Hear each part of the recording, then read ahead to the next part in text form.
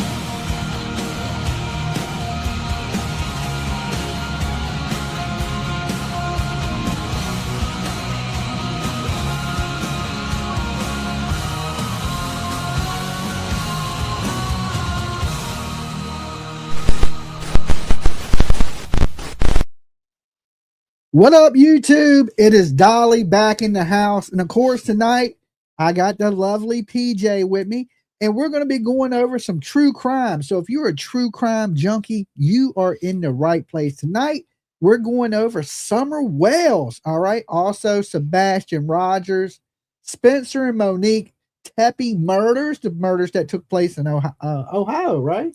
Cleveland. Mm-hmm.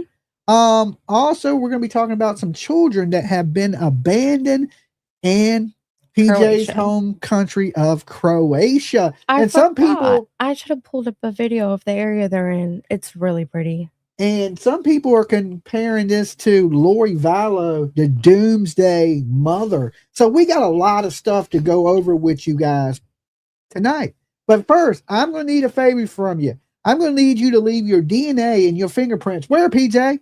On the like button. On the like button, of course. So if you're brand new here, definitely sub up. Help us hit 82,000 subscribers. Yes, we're almost at No way. We're almost there. We're almost there. And we can do it with the help of each and every one of these beautiful people. Wow. Here, PJ. If they just sub up, ring the bell for notifications, and of course, share my ugly face and your beautiful face. Thank you. Everywhere. Okay? Everywhere. With their meemaw, their pawpaw, their granny, their cousin's brother's best friend, all that good stuff. And we will be at that 100K before you know it. Now, we do got to give our warnings because we're talking about some people that have not been convicted yet, but maybe they will be in the future. Dolly Vision's for entertainment purposes only. We talk news, rumors, gossip, speculation, theories, mixed with a little bit of comedy and a whole lot of chaos.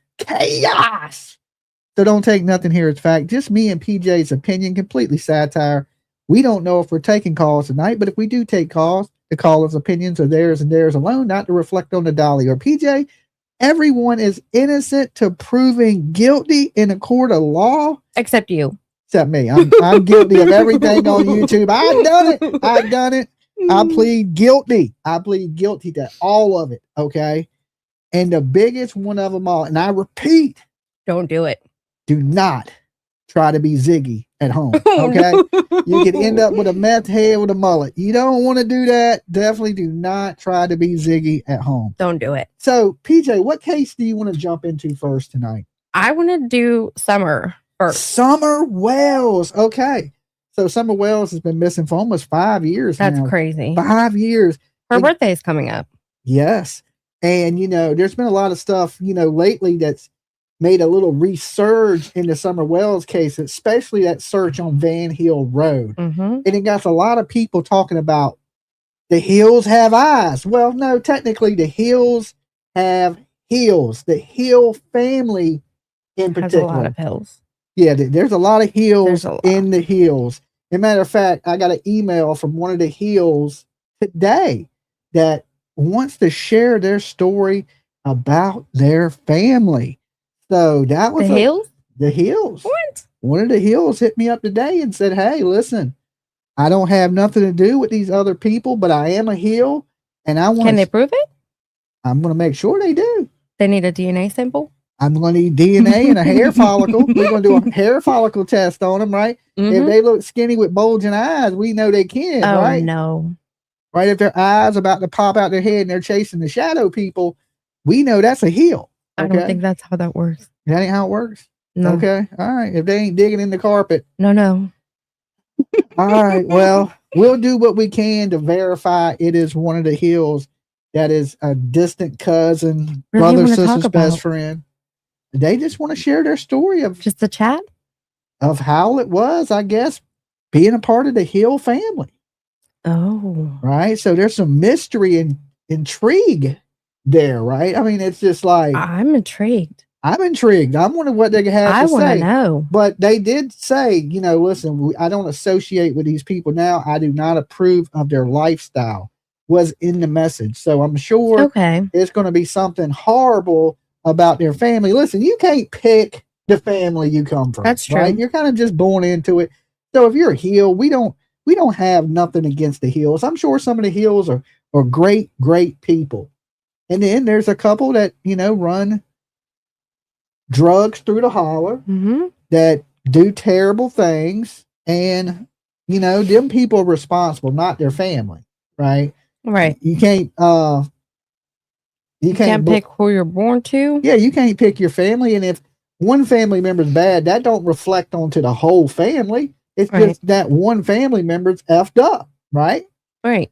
So, that'll be coming up here in the future. We'll speak with them and see what they got to say, if they want to share their story publicly or whatnot. But they seem to tend to have maybe a little bit of information. So I'll give anybody a chance and we'll hear definitely what they got to say. But, I'm excited. I'm curious about, this person would be family members with Paul Hill and family of the property that was searched on Van Hill Road, which is what has engaged this whole new flame up under Summer Wells. And, of course, there's certain members of the Hill family that have inserted themselves into the case. Okay. That was there when Summer Wells went missing. According to them, the dogs tracked to their house. Right. Candus was at their house before Summer went missing. Don was at their house. Don was at their house. So this person has put himself at the center of the disappearance of Summer Wells. Or he's connected to the crime. I mean, his house seems like the bullseye. They all went there before Candace even called 911. Before she called 911. And not only that, but they are raiding one of his family members' home. And now he's trying to distance himself from that family member. But what we're going to clear up with this family member that has contacted me, is there a relationship between Ben Hill? Yeah, that's a good one. The Hills, we need to know. And of course his brother, the tree climber. Right? The tree trimmer that was out there in the red truck. Which just completely got summarized perfectly on Michelle's channel yesterday. Michelle, I have to give a shout out. Michelle After Dark did a great video about, one of the Hills and the red truck that was spotted the day Summer went missing. But every time you bring up Summer missing, why does one of the Hills come up? And try to run interference? Well, not just run interference, but any roads you go down on this story. You got to get a hill. You hit a hill. You hit a hill. And I ain't talking about a physical hill. I'm talking about one of the relatives of the Hills. Hills Tree Climbing Service, the Van Hill Road. It's just a lot of hills. And I don't really believe in coincidences, right? I'm just not one of those people. We got a super chat. Well, thank you so much, Carmela, and welcome on the Blessed Express. I just seen what you signed me up for. I'm not prepared to tell jokes. You are telling jokes tonight. If we hit our goal, PJ, the comedian, right? I'm not a comedian. We're going to make sure she gets to tell jokes tonight, okay? I got to look up some good jokes If y'all now. got a couple extra bucks, make sure y'all light up the scoreboard tonight because PJ tells the best dad jokes The best dad jokes ever, okay? Ever. So, and I need a good laugh. I'm not prepared. Well, So now I'm going to be looking at my phone the whole time. The whole chat's going to be like, oh my God, PJ's just looking at her phone the whole time. And I'm going to be over here cracking up laughing when I find a good one. Well, just wait a little while because we're not even close. We're not even close to train. I'm confident in my ability. There ain't very many people on the Blessed Express yet. We got to wait till the train fills up before you got to even worry about that. We may not hit the goal. Okay. All right. So, like I said, whatever train you jump on, hit the hill. In the Summer Wells case, it's just a fact, right? Like we cannot talk about anything without it being directly related to something that Hills have done or the Hills being out there. And of course, Michelle After Dark did a great job on her video, and she goes into the brother, yeah, and him being out there. She summarized it all, and we talked about this a couple months ago. Yeah, we it ain't nothing we haven't covered in the Summer Wells case because we don't rule anything out, okay? But I think each and every one of us in this room, we know the prime suspects. Just because you're a suspect don't mean you done it, right? It just means we suspect your ass, okay? Especially if you have a bad criminal record and you were, possibly having a relationship with Candace Wells, or you just had a friendship relationship with Candace Wells. It don't matter if it was a sexual friendship or just a friendship. The friendship was there. We know that. Say she's just a friend. What we do know, you say she's just a friend. Oh, baby, you got the mullet I need, but you say that mullet, right? Okay, that mullet will be hypnotizing dudes in the holler. But let's just for all sake, say, well, they had a friendship. Okay, it don't matter what type of friendship they like the same math problems. Yeah, they may like the same math problems. They may have the same hairdresser. Mm-hmm. We know they have the same hairdresser. But we know they were in cahoots, is what I'm saying. They were close. All of them were close. And then, of course, after Summer Wells went missing, they had a falling out.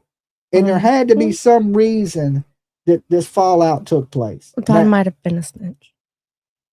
I think a lot of them were snitching. Mm-hmm. If you notice, Don went to jail, then Fred went to jail, then Spider went to jail. Then all kinds of other people went to jail. It was like a domino effect. It was a domino effect, right? And this is all because, I truly believe that they were all conspiring in possibly a hug ring, okay? A big old hug fest. And, well, even if Don and Candace won't, we definitely know that Fred Hill was, because he was arrested and he was convicted of that, selling it right from the holler. And this, when I was down there, a lot of the locals were saying, hey, Dolly, there was a ton of traffic in the holler. And you got to remember, there's only 4 or 5 people back there.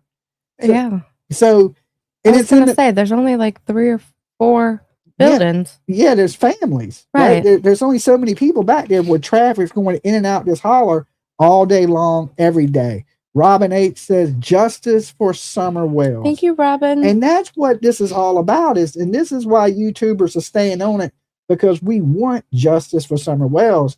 And right now, we really haven't got anything from the Hawkins County Police. And Touch of Class sent a thumbs up super sticker. Well, thank you, Touch of Class. And we haven't got any updates. Not since the 2-year disappearance of Summer Wells. They came out and said, hey, listen, we're going to give an update shortly. And then they never gave the update. No. And that's been years, right? So even after they raided Van Hill Road, which, is connected to the hills, they never gave an update. You said it perfectly when you talked about them originally when they raided Van Hill, is that they basically called the media to go there. Absolutely. They wanted the media to know that this investigation was still active.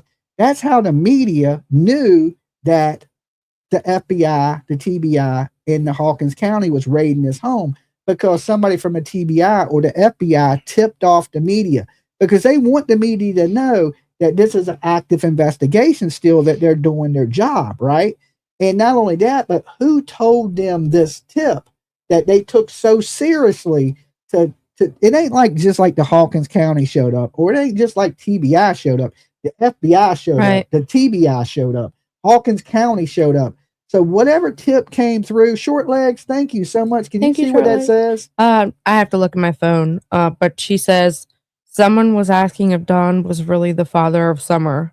I believe sure look alike. They sure do look so much alike. I saw that in your chat. I was trying to sleep, but I was just still listening the other day when you were talking about Summer. There was somebody that was kind of spamming the chat asking if Cotton was Summer's dad. I don't even know where that came from. That seems I've silly. seen photos of Cotton, and I've seen Don Wells, and I've seen Summer Wells enough times. She looks like Don Jr. She looks like Don. She looks just like Don. She's a beautiful little girl. And sometimes ugly people have beautiful babies. Mm-hmm. You know what I'm saying? You take two ugly people and they make a beautiful baby. Look at Don and Candace. I wouldn't say, they're on the 3, a low 3 maybe for Tennessee, not even for the United States, but a low 3 in Tennessee standards. And of course, Summer Wells, beautiful little girl.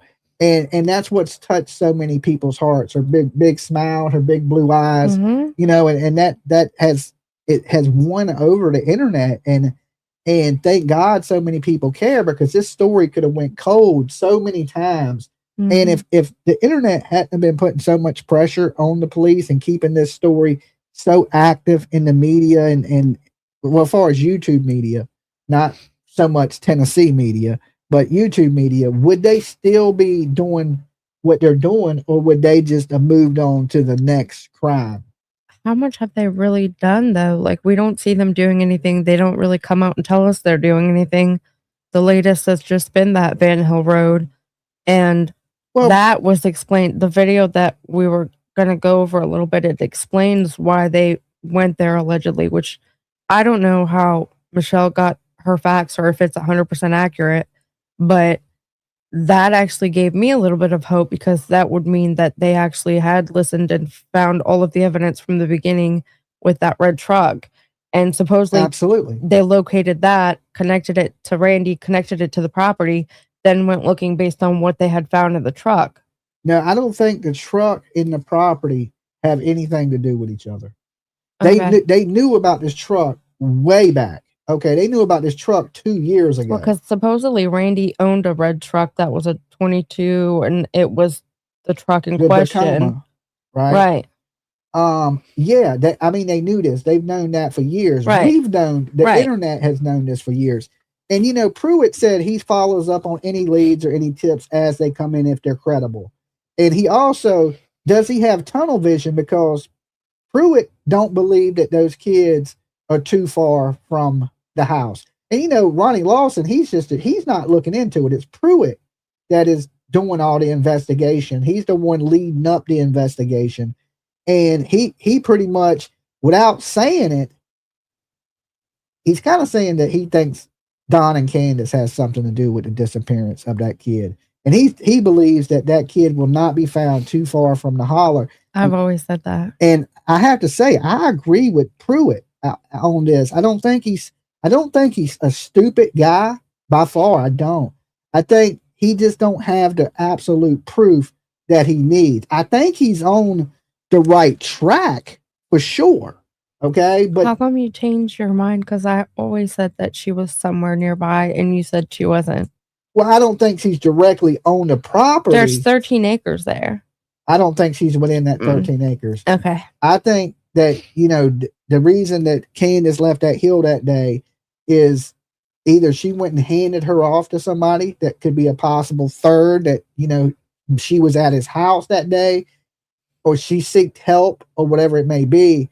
But I believe they got I think Summer she went to hunt her home. I think she got Summer out of the search radius. Now, everybody in true crime, I can ask the guys in chat, and I guarantee you about most of y'all get this right. When they go searching for a kid, what is the search radius? 5 miles. 5 miles. I think most of us know that. Mm-hmm. So how long does it take to drive 5 miles? 5 minutes. 5 minutes if you're doing 60 miles an hour, right? It'll take you 5 minutes to get up the street. As long as you're outside of that radius, they're not going to find that child where they're not looking. So, and so many people believe Summer was moved. Okay.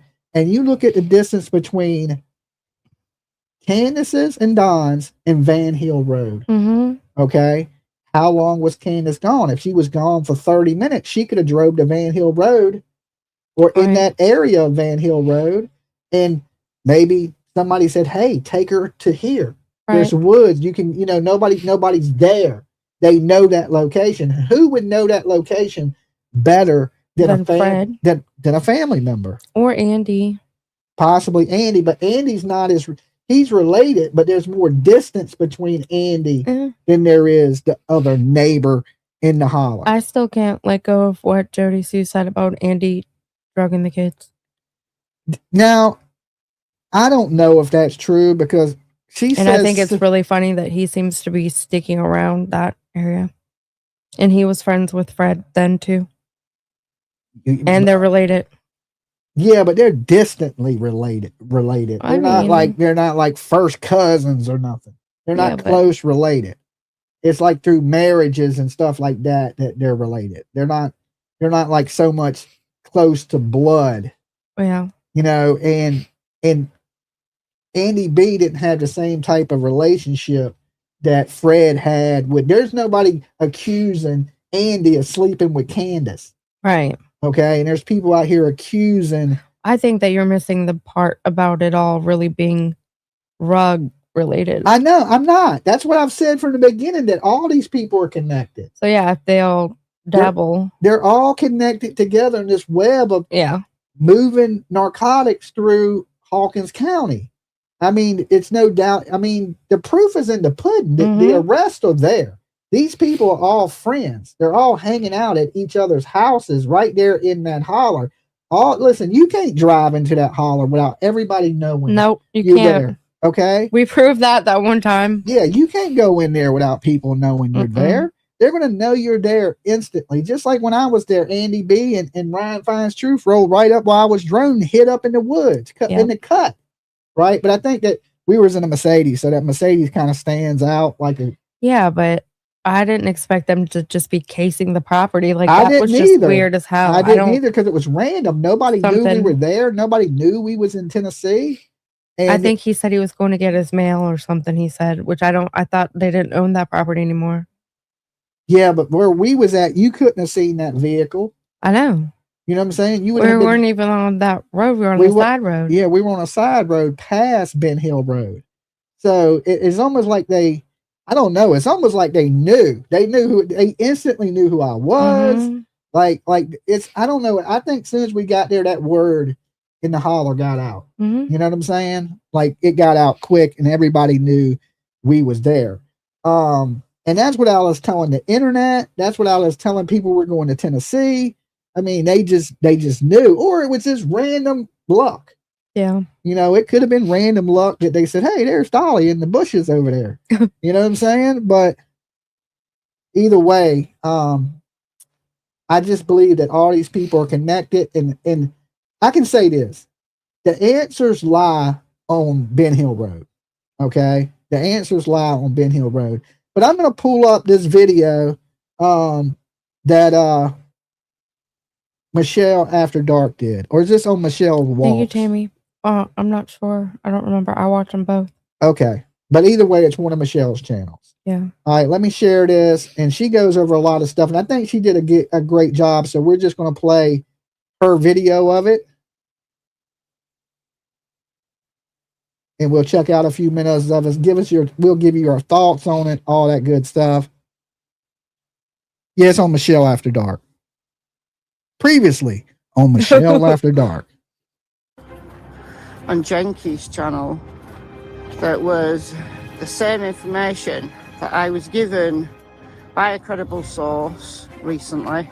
This information I held back appears now to be out. I'll play the clip now. Still kind of like, whoa, this is freaking me out. It said that Randy seen Summer that morning in the back of the truck sleeping. Well, Randy is a tree trimmer, and he lived on. Paul's his dad, right? Paul is his dad, and he owned a red Toyota Tacoma truck. The truck was sold in 2022, and they hunted it down. Actually, Ziggy talked to another one of the tree trimmers, and that tree trimmer said there was a couple tree trimmers there. They asked her, Randy who?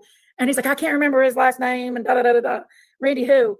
And he was one of the tree trimmers. Seeing as the information is out, well, I'm going to confirm that from a credible source, I heard that the Toyota Tacoma was tracked down by the FBI. Remember I said it was an FBI tip that led them to Van Hill Road. It was tracked down. And whatever evidence they found in there made them search the property, the 3500 block of Van Hill Road. Okay. I want to touch in on what she said right there. She's saying that the evidence that was in the truck is what led them to Van Hill Road. Right. I disagree with that. Yeah. Okay. Now she could be right. She could be right. I'm not saying Michelle's wrong. I'm just saying I disagree with that. They've known about this truck for a long time. So I don't think it took them whatever was in the truck after it was sold led them to Van Hill Road. I believe Candus has said something to somebody. Yeah. And this person has tipped off the FBI. Okay. Because this was a phone call that came into the FBI. And you got to remember, it takes a little time to put a CERT team together to go in. So they went all in. So they needed a little bit of time for sure. Yeah, they had a little bit of time because they had to coordinate with each other, TBI, FBI, and the police to get this together to do it. So before, they didn't know about it that day. They knew about it probably weeks prior to this, and they chose to raid on that day. And now you got to remember, at this point, Candus is with Dee Dee's husband. Oh Lord. Okay. And I truly think this tip that they got came from him. Okay. I believe it came from him because at that time, that's about the time that Candus went back to Don. Yeah. Right. And she was allegedly sleeping with this man. Lord. Okay. It is what it is. I mean, I ain't going to say she was, or just like I ain't going to say with Fred, I'm going to say this is alleged. This is what people are saying. Right. I don't know. I wasn't there. But this is what the hills are echoing to me. Yeah. Okay. So is it truth in it? Pretty much we can suspect that there is maybe a little bit of truth. Yeah. She was sleeping with Dee Dee's husband after Dee Dee passed away, or maybe why she was alive. Right. And then shortly after that, you got this love triangle again, another triangle going on, right? There's a lot of it's like the Bermuda Triangle out there, right? You get lost and never found. There's another love triangle going on, and boom, we got the FBI raiding this property. Yeah. I don't believe in coincidences. That's the only difference in the story. I don't believe in coincidences. Yeah. Right? So I honestly believe that Dee Dee's husband is the one that tipped off the FBI's the Van Hill Road, right? Because Candace gets to drinking, and she gets loose lip. She doesn't really, though. It's so weird. He said some things about, I wish I had never let Summer play by that truck. I know, but I almost feel like she does stuff like that in a more manipulative, like she says stuff to almost make you try to go chase something that's not really there. Like, it's so weird. Just when she did that whole prank on her, on Don's sister, and they were just both like hysterical because she claimed Donnie was taken by the law. Do you remember that? Yeah, but I think this is a little bit different. She didn't do that sloppy drunk. She was on the phone with us hammered. Yeah. And she said some things that didn't make sense for an innocent person I agree. to say. Yeah. Right? So when she said it, I was like, I was kind of shocked by it because I thought she was going to say more, and she didn't. And when you're trying to get information out of Candace, you don't really just try to pry. You kind of just try to let it naturally flow and listen to her. And then she starts to say things that are pretty cryptic, or it's very cryptic, or something that an innocent person wouldn't say. Like, why does she hold this guilt if she has no part. She has a lot of, it just feels heavy in the same room with her. I said the same exact thing. That's what I tell people, that the guilt felt real heavy on her. And I don't know if that's because she's sad because her daughter's missing, or she's sad because she did something or had some part in whatever's going on. I don't know, but I know the hurt is definitely real with her. Okay. And I tell people that because people think, you know, we see a lot of people that are emotionless that don't feel like let's say Megan Boswell from Tennessee. She didn't care that baby was gone. She had no hurt. Leilani Simon never cared that Quentin was gone. She didn't hold that hurt. But Candace does. So when you get around people, and I've been around some zombies, okay, soulless ass people, it's different with Candace Wells. And I've always been truthful about that. I've seen Candace laugh. I've seen Candace cry. Shit for that real bad. Right? Yeah, you can't tell the truth up here because people they don't want the truth. They don't like your opinion when it's not theirs. Yeah, definitely. But she does hold some regret for something. Now, I can't tell you what that is, right?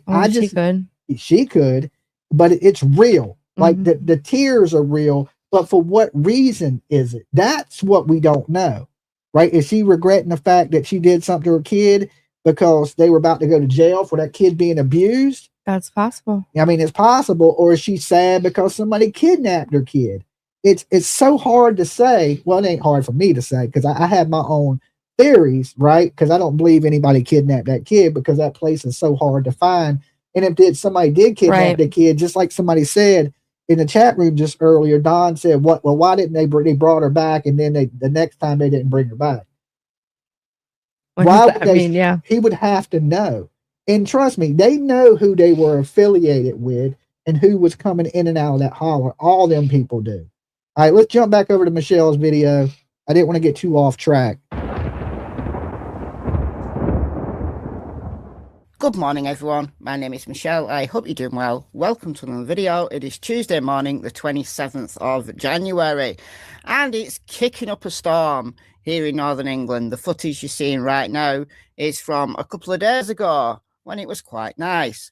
Anyhow, we are going back to Northeast Tennessee today, and I hope you guys in Tennessee are staying warm and safe. I know the weather has been terrible where you are. But we're going to the case once again of then 5-year-old Summer Moon Utah Wells, who was reported missing on June 15th, 2021, around 6:30 p.m.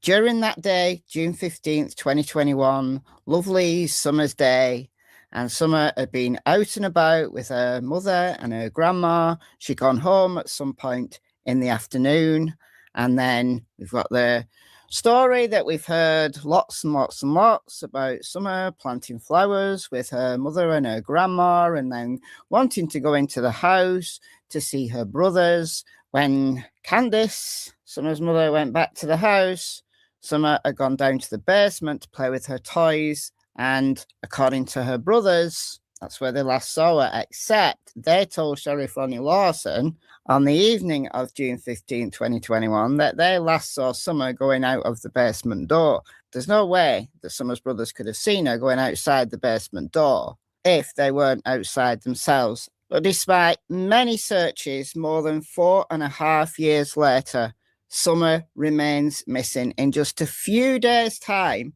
it will be Summer's 10th birthday. Crazy. What we're going to do in this video is what I've been doing for the last couple of days, going through some of my Summer Wells files. I've got a wealth of information stored up on Summer's case, so I've been going through those files.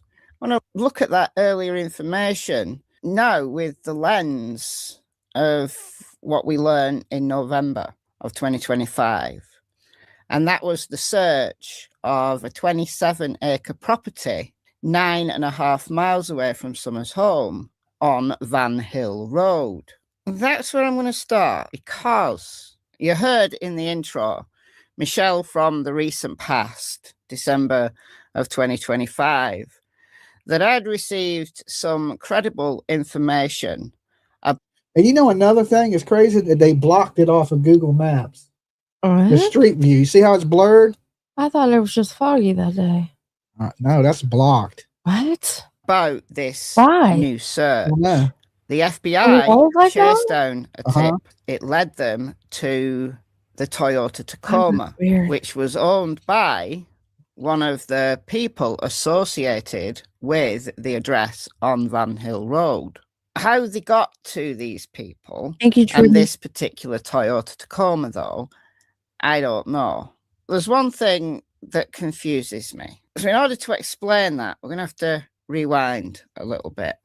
In April of 2022, so Summer had been missing 9 months or so at this point, the one and only interview that lead detective from Hawkins County Sheriff's Office, John Pruitt, did with Ansley Daniel from WJHL, he seemed very despondent. All possibilities are on the table. We're not completely eliminating the abduction idea. There's nothing to lead us to believe that we need to focus on that alone. We have gone through reams and reams of data.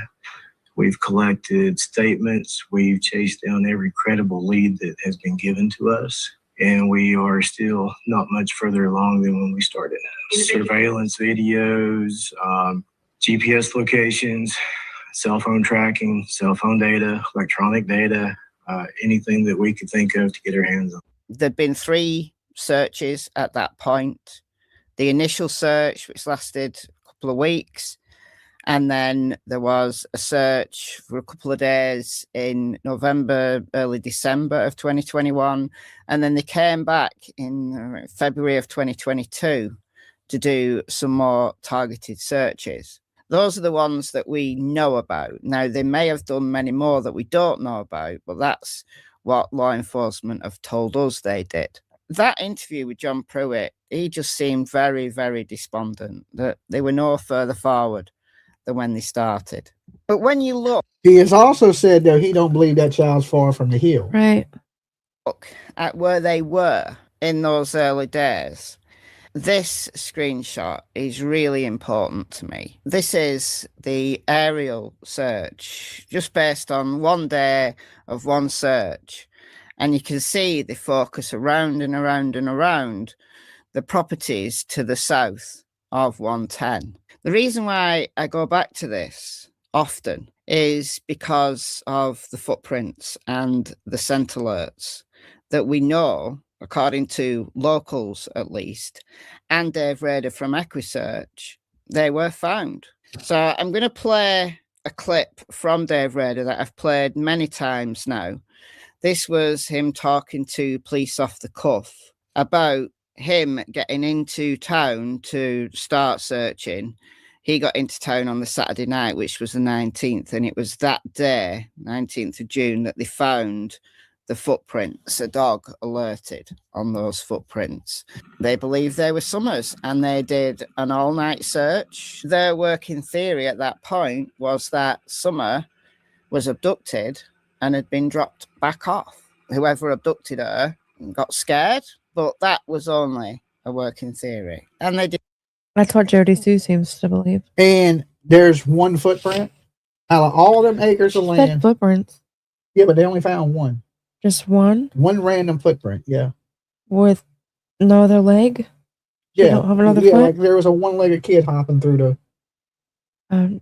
Yeah, I don't know much about that. I know they found footprints, but I thought that was related to the dog scent by Fred's house. But I don't... And you got to remember that Summer Wells was running around in woods all the time, chasing the boys on the bike and stuff like that. How do we know that that's a recent footprint? That ain't an old footprint. That ain't a footprint from some other little country kid that's running around barefooted. Like when you were a kid in the South, I grew up in the South. I never had shoes on. Yeah. I ran around through the woods, through glass, through hot streets and red clay. Never had shoes on. So, I mean, how positive we are that that is even Summer Wells' footprint. You know, and how do we know when the footprint was from? I mean, you know, so, and you got to remember they would say she would chase the boys on the bike and the boys are riding the bikes. And she'd run behind them, yeah. Yeah, and she would run behind them. Didn't find Summer. I can tell you the grid pattern that I seen from the incident command from inside and the mapping that they were doing and where they were sending us is that everything in and around that house. Oh, that's so cute. I would have to say probably a 2-mile radius around that house was saturated. So I mean, then there was the thought that on that Saturday night that I got into town, which would have been 4 days prior after she went missing, is that somebody said that they found a footprint. Now, I don't know the truth about that, but they had TBI, FBI. They had some of the locals there late at night. I got into town about 11 o'clock, and they were still searching until about 1, 2 o'clock in the morning, from what I understand, because they went under the assumption is that, oh hell, maybe if she was abducted, they're seeing all of this go down. They dropped her back off near the woods, and that she was now walking the woods by herself. So then they set up this good perimeter around there and just kind of worked our way more towards the house to create that funnel effect. Okay. And we followed creeks. There wasn't a damn stone unturned. I can't imagine. It sounds like the initial search was concentrated close to the home, I guess with the belief that either she had wandered off or she was somewhere close. That's basically what you're telling me. I mean, if we analyze what you just said. That's how that. Right. So basically what you do in a search scenario is that if the mother, in this case Candace, sits there and says, hey, my daughter walked away, you always go from the point last seen. Sure. And you just saturate the piss out of that area. And again, as the investigation goes on, that's when things start to turn, that you may have to shift your search strategy per se, to expanding that circle depending on the. Here's my thing with that. The wandered off theory. Okay, Summer ran around those woods every day. Right. She'd go down the driveway. She'd be in the street. We've heard she's been in the street. Yep. She's familiar with that area. Okay. She's a little girl. She's played in those woods. She's ran around with her brothers. I guarantee she's covered every inch of those woods with her brothers. Yeah. Right. The child would know her way back. Right. Would know her way back. I mean, there's a possibility she could get lost, get confused, and get lost. But most likely, with people screaming her name, yeah, I agree. She's gonna cry out.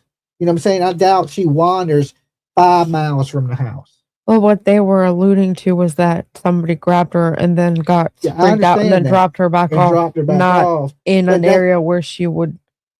I don't know where they. Where is she at? Right. That didn't happen. Right. I mean, they can think that. I mean, that's a good theory, but we know in actuality that didn't happen because she's not there. Yeah. Okay. She didn't just disintegrate then turn into bones and ash. Right. In a matter of minutes. And another thing that don't add up in all this is the parents' behavior. Exactly. Right. So you can say that the abduction and the kid wandered off.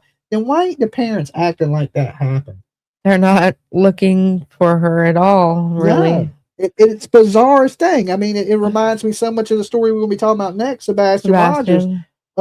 Listen, how many times have you told me actions are everything? Every day, so at least twice a day. Right. So much more than what you say is your actions. It speaks volumes. Even though there's no words that come out, your actions speak volumes.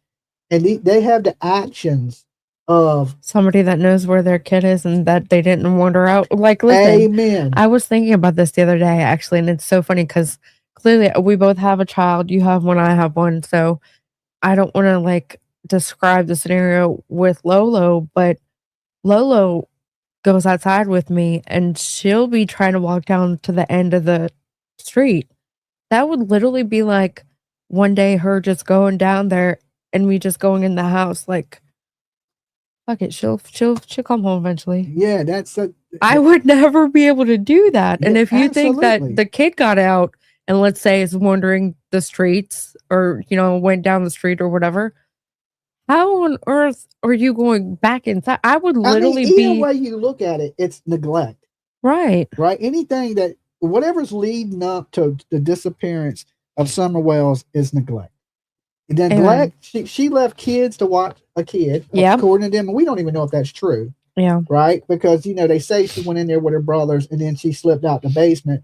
But we've been there. If you go out the basement or go down the dog trail, you gotta pass Grandis's trailer, and according to them. And then, we have so many inconsistent statements. Granda said she came home and took a nap.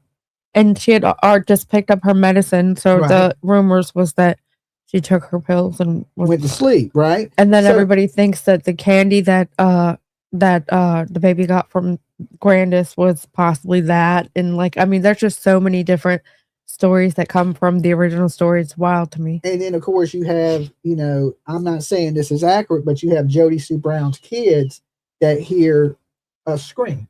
Yeah. Okay. Jody Sue never heard anything. She says she did on the news, but really it was her daughter and her son that heard the animalistic scream, right? So, and then you got inconsistencies on where Candace was at. Did she come back to the hill and drop Grandis off and then go back to Allie's? Or did she go to Allie's and then go to the hill? Because if she went home and dropped Grandis off, that would have gave her time to take that nap, right? And we don't never hear Allie say anything about Grandis being there. Right. So we have inconsistencies. And then the way that Don was talking about how when he got there, that they dealt with it and the issue that they were he was alluding to the issue that he was having with Hunter and Candace being there. And he forgave her. Yes. Exactly his words, that he forgave her. So we got allegedly Don Wells being there from multiple sources. Candace in her email, in her text messages. Don says it himself one time on accident. Yeah, Don says it himself. We got Fred Hill saying Don was there. Yep. We got Hunter saying Don was there. We got Candace saying Don was there. And we got Don saying Don was there. So how many mistakes can you make? I can see if it's a slip of a tongue and you may say something you didn't mean to say, but why is everybody saying it? Right. Right. So, and the boys were supposed to be with Don at work that day, but the boys were clearly at home. Right. So you have so many inconsistencies. And there shouldn't be, how many inconsistencies should be in a missing kid story? Zero. Unless you just misspeak or you forget something. Right? So, there's possibilities of it, but not like this. So many of them. Right. So many of them. And of course, different statements and different people inserting themselves into this. This ain't a case, not in my opinion, that somebody came up on that hill and grabbed this kid unless they knew this person. A stranger didn't do this. And I ain't saying it's impossible that it's an abduction. I'm not saying that. I'm just saying that somebody they know. The only way that child was abducted from that home is if she got out of the house and went down to the street. And look, even Elizabeth Smart, the family knew the kidnapper in the Elizabeth Smart. Her sister actually told the police in the Elizabeth Smart case, hey, this is the guy that kidnapped my sister. And they didn't believe her. That's crazy. You know what I'm saying? They didn't believe her. And that was the exact person that had kidnapped Elizabeth Smart, right? So there is things where weird people do come into your home and grab you. Elizabeth Smart is a good example of that. And everybody was blaming the parents in the Elizabeth Smart case too, primarily the uncle, because the uncle was a little weird.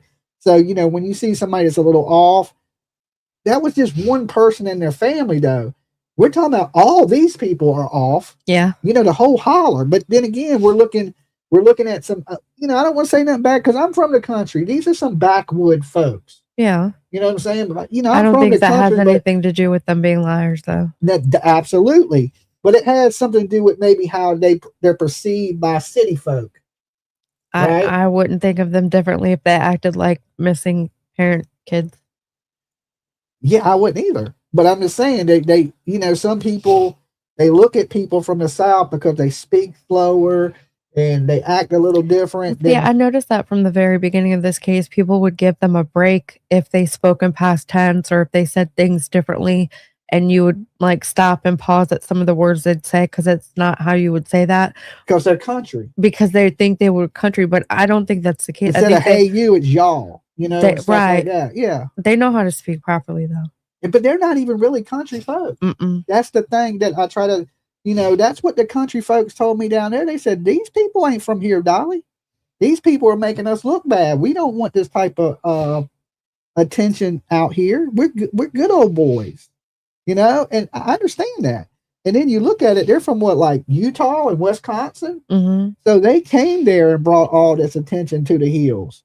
So, and then, of course, some of these people are so drugged out that it makes Tennessee look bad. Yeah. Right? Like when you see Jody Sue Brown, you think everybody out there is like that.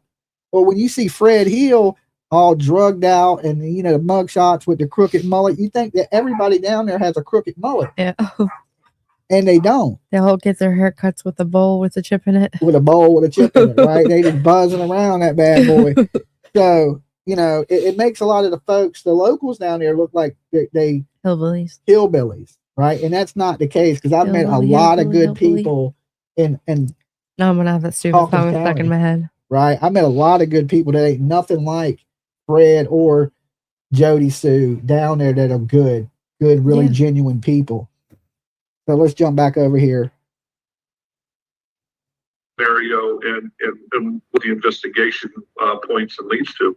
I do believe that those scent alerts and those footprints did exist. We've heard from Don Wells and Sheriff Ronnie Lawson that a dog did track Summer off the property. Don says down the dog trail, but according to Don, they didn't get any scent alerts off Ben Hill. I watched with my own eyes, the officer and the dog go straight down that dog trail. But whether another dog, they've got several dogs up here, not just that one. They even had the prison guard dogs out here. So they had 3, 4.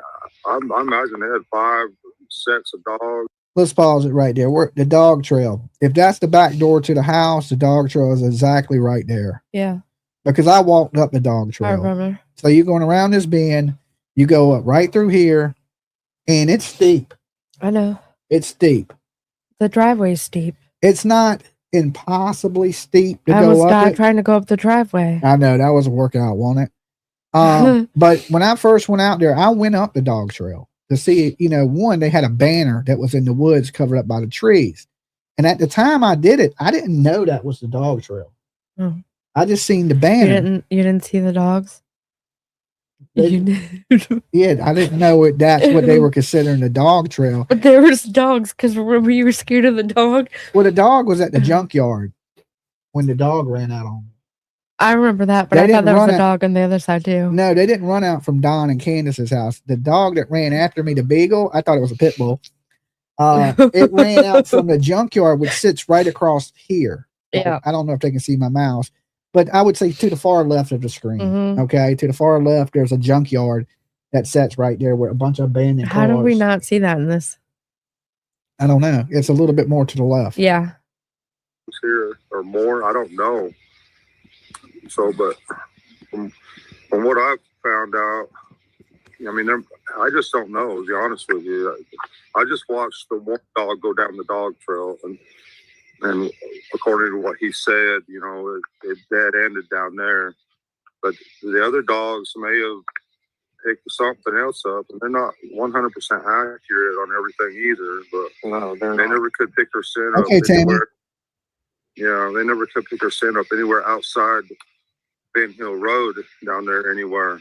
He believes that's because Summer was put in a vehicle. That makes sense when you think about the red or maroon Toyota Tacoma, which was tracked down by the FBI and led them to the property on Van Hill Road. See, I disagree with that too, though. I disagree with that. Because I've never heard Don say he believes she was put in a vehicle.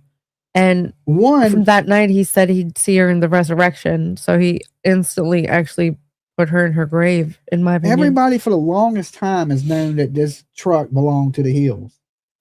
Don Wells is the one that kind of gave the tip for the red truck, in my opinion. So, that ain't what led. It's a good theory. It's a good theory. I just disagree with that theory. I believe somebody has talked that led them to this property to search. It's also consistent with the red flash that Jody Sue, the neighbour, talked about the afternoon of June 15th. She saw... I can't believe anybody believes Jody Sue. Right. That's just hard to believe. Flash of a red vehicle going up the Wells driveway. Thank you for posting my travel phone. It wasn't right. Coming to the driveway earlier, the red wasn't right. The clear coat wasn't there. And that's why his mother asked who was that. Because my brain went, that ain't right. And the neighbors, but I just, when my son said, oh, well, it's neighbors, I dismissed that too. Could it have been done? The dog's having the best time. What is it? What, a bird? I don't know. I don't know whether this was before or after she heard the scream. The scream was between 4:30 and 4:42. I've always had it in my head that she saw the red flash before the scream. Okay, see that trailer? The dog trailer is right over here to where Candace's hand, like to the right of where Candace's hand is. Yeah. So how did they come up the dog trail and go out the dog trail? But Candace was right here at this trailer and didn't see him. Right. I don't buy it. I don't buy it either. I'm not sure. And she's never given an exact time for the red flash. But she's explained it many times. Oh, that Lord. she saw this red flash, which is consistent with a red Toyota Tacoma. I keep that in the back of my mind. And then because of these footprints and these scent alerts and stuff, I've always thought, maybe the Toyota Tacoma was a bit of a red herring. But the FBI tracked it down. Now, in June of 2024, Josh Melton from the TBI did a short piece to camera. It seemed that they were stuck on two theories. Either someone was abducted or she wandered away. We don't have the evidence in this case to know for sure whether or not Summer was abducted or whether or not she walked away from her home and became lost. It's really important to us to not focus all of our efforts on just one of those two. We think that the only way we'll be successful in finding Summer is to continue to walk down both of those investigative paths to ensure that we don't become focused on one area alone and miss something that's crucially important. I would say this case has not gone cold. A cold case is typically framed up as a case where there are no tips or leads that are coming in and there are no investigative efforts that are happening because there is no place to travel with the investigation. I would say in this case, thanks to the public, we've continued to have tips and leads that have come in that agents have been able to follow up on continuously. And the agents have worked tirelessly when tips and leads weren't coming in to try to find ways to investigate when typically people would lay down their effort. It has been a great partnership between the community and law enforcement to not let this case sit and go sterile. We continue to focus on ground search efforts. We continue to focus on interviews of those who may have information about vehicles that have traveled through the area or technology that could have been used that may give us an investigative lead. All stones are being turned over. There's not one thing that's being done. We've been extremely creative as we've investigated this case and continue to try to find ways to turn over rocks that we didn't even know that were there to turn over. Now, the FBI have tracked down the Toyota Tacoma, and that's led them to a property on Van Hill Road. One of the people connected to that property, actually one of the sons of the property owner, is called Randy, and one of the tree trimmers allegedly was called Randy, and this Randy guy has a tree trimming company. However, it's been said that this wasn't the same tree trimming company that was... No, it wasn't, but he also subbed himself to other companies. So he was like a subcontractor, so he would work with other tree cutting companies when his business was slow.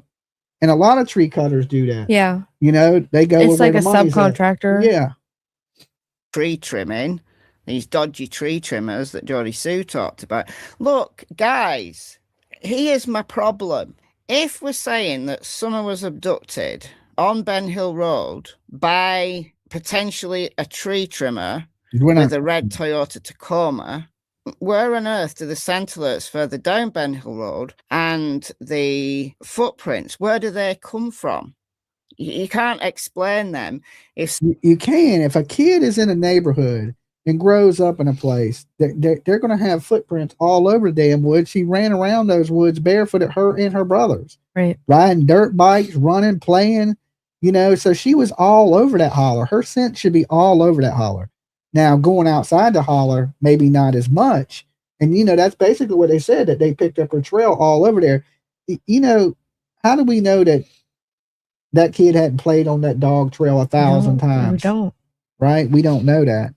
And you think Summer Wells, they were like, oh, she would usually just go play on her swing. Does anybody believe that? That kid was running all over the place with her little brothers. Yeah. You know, you know, when you're young, you're going to chase your older brothers and sisters around. And I believe that's what it is. And, you know, of course, her scent should be all over that property. Mm-hmm. You know, she was playing outside all the time on the swing and stuff like that. If she would have wandered off, her scent would have been outside that property. Could somebody have snatched her? I mean, it's possible, but even if you go to that theory, it still puts the Hills as your number one suspect. Yeah. Okay.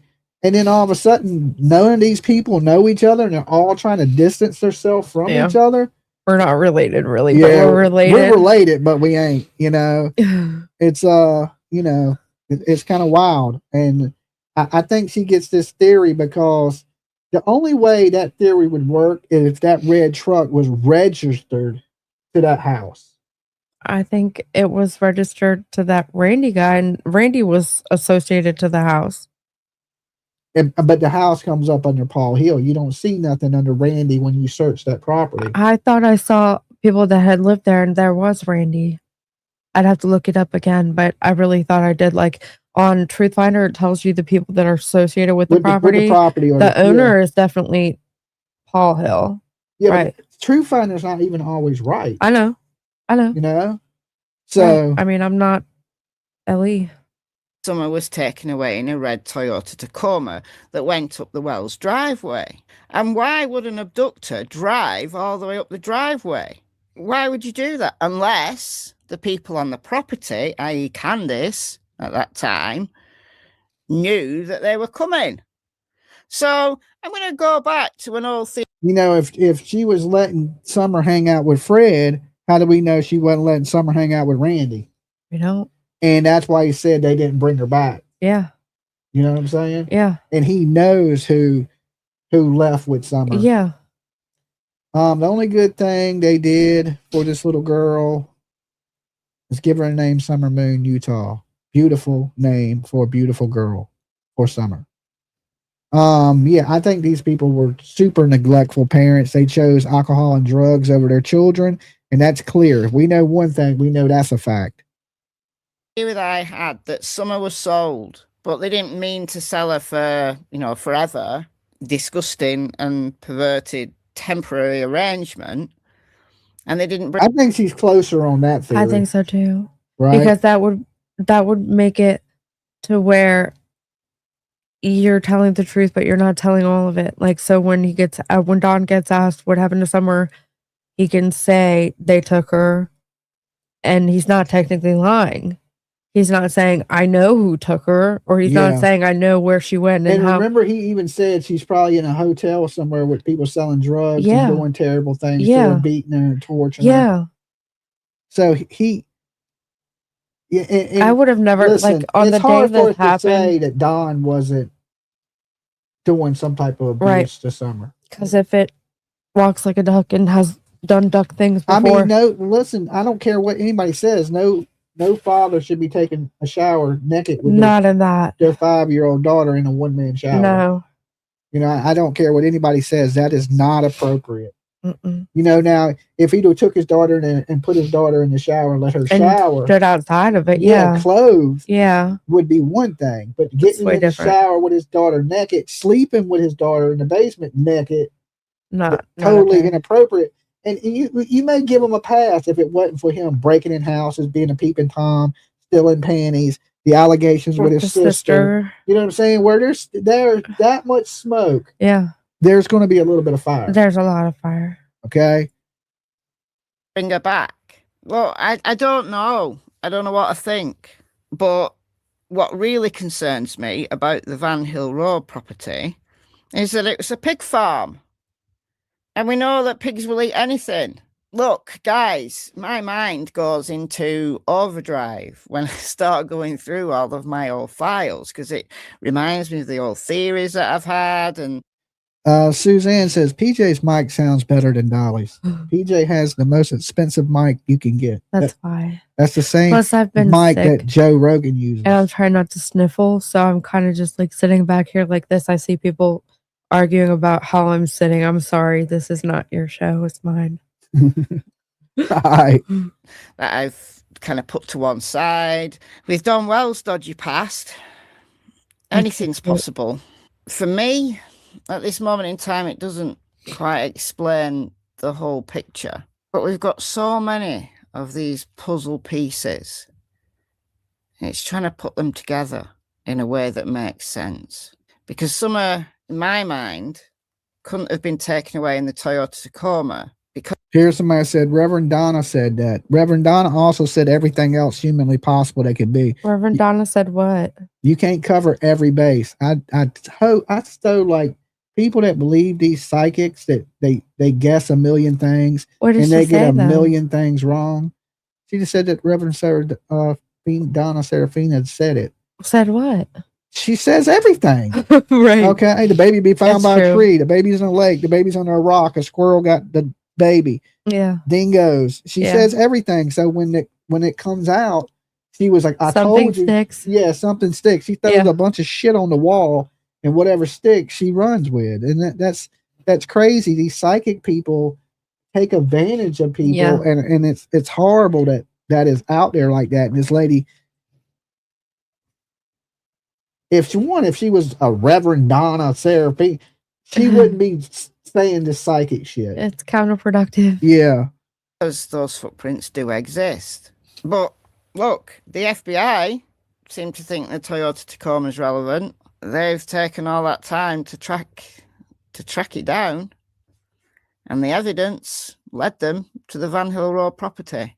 We need a new update from the TBI, and I know that I'm singing in the wind here, that the chances of us getting an update.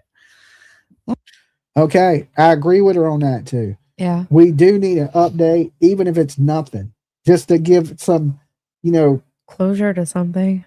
Just so we know they're still working. Right. Okay, we know they're working because we've seen the FBI, TBI. We just like to hear it. What, did they find anything? We're working on other clues that, came from Ben Hill Road or whatever. I mean, from Van Hill Road. Now, They sound the same. I totally disagree with the truck theory. Okay. I do believe that this was a tip that was called into the police. They've known about this truck for quite some time. The whole internet's known about this truck for quite some time. And we knew that 2 years ago. Well, people claim they couldn't find it, and I think that's ridiculous. That's 9 miles from the house. They can't find the truck. Right. Okay. Google Earth. I don't really buy that. But I mean, the theory's a good theory. I mean, it's not a bad theory. It's possible. It lines up a little. It's just got missing pieces. Yeah, and one, if they had found that truck, they'd have took that truck and they would have took it apart. And they'd have it in 7,000 pieces right now in a garage somewhere, hitting it with Red Star. How do you know they don't? And luminol. Because it's not been like, if it was your truck, you're going to say something to somebody. Well, and then that person's going to say something. Then that person's going to say something. Then you're going to get the grapevine effect. Yeah. Right. Somebody's going to listen. You can't keep nothing quiet in the holler. All these people know each other. Right. We know that. We've been down there. Look how many people know Candace and Don. That's the thing, though. When it's like that, you get a game of telephone and somebody talks in general. So how are they so good at keeping so tight-lipped that it's not come out yet? Well, because everybody in the world suspects them of it. Right. They just don't have no proof of it. Like I tell people all the time, if we find some of Wells, we'll find the answers. Well, duh. Right? We'll find the answers. What happened to her? That'll be, the thing. If she's in the woods somewhere and there is no signs of, at this point, you're not going to be able to tell what is there. You may not be able to tell. Right. Right? Because that theory is not true. Because in those woods, there are going to be animals that scatter your bones. So that's why I always tell people when I'm out there in Tennessee and I'm searching, I'm not searching for little Summer Wells to jump out from behind a tree and go, here I am. I'm looking for small, little, tiny bones. So when I go out there droning, I don't fly way up in the air. I hit the drone real low to the fields, right above where the grass is at, so it don't hit the grass.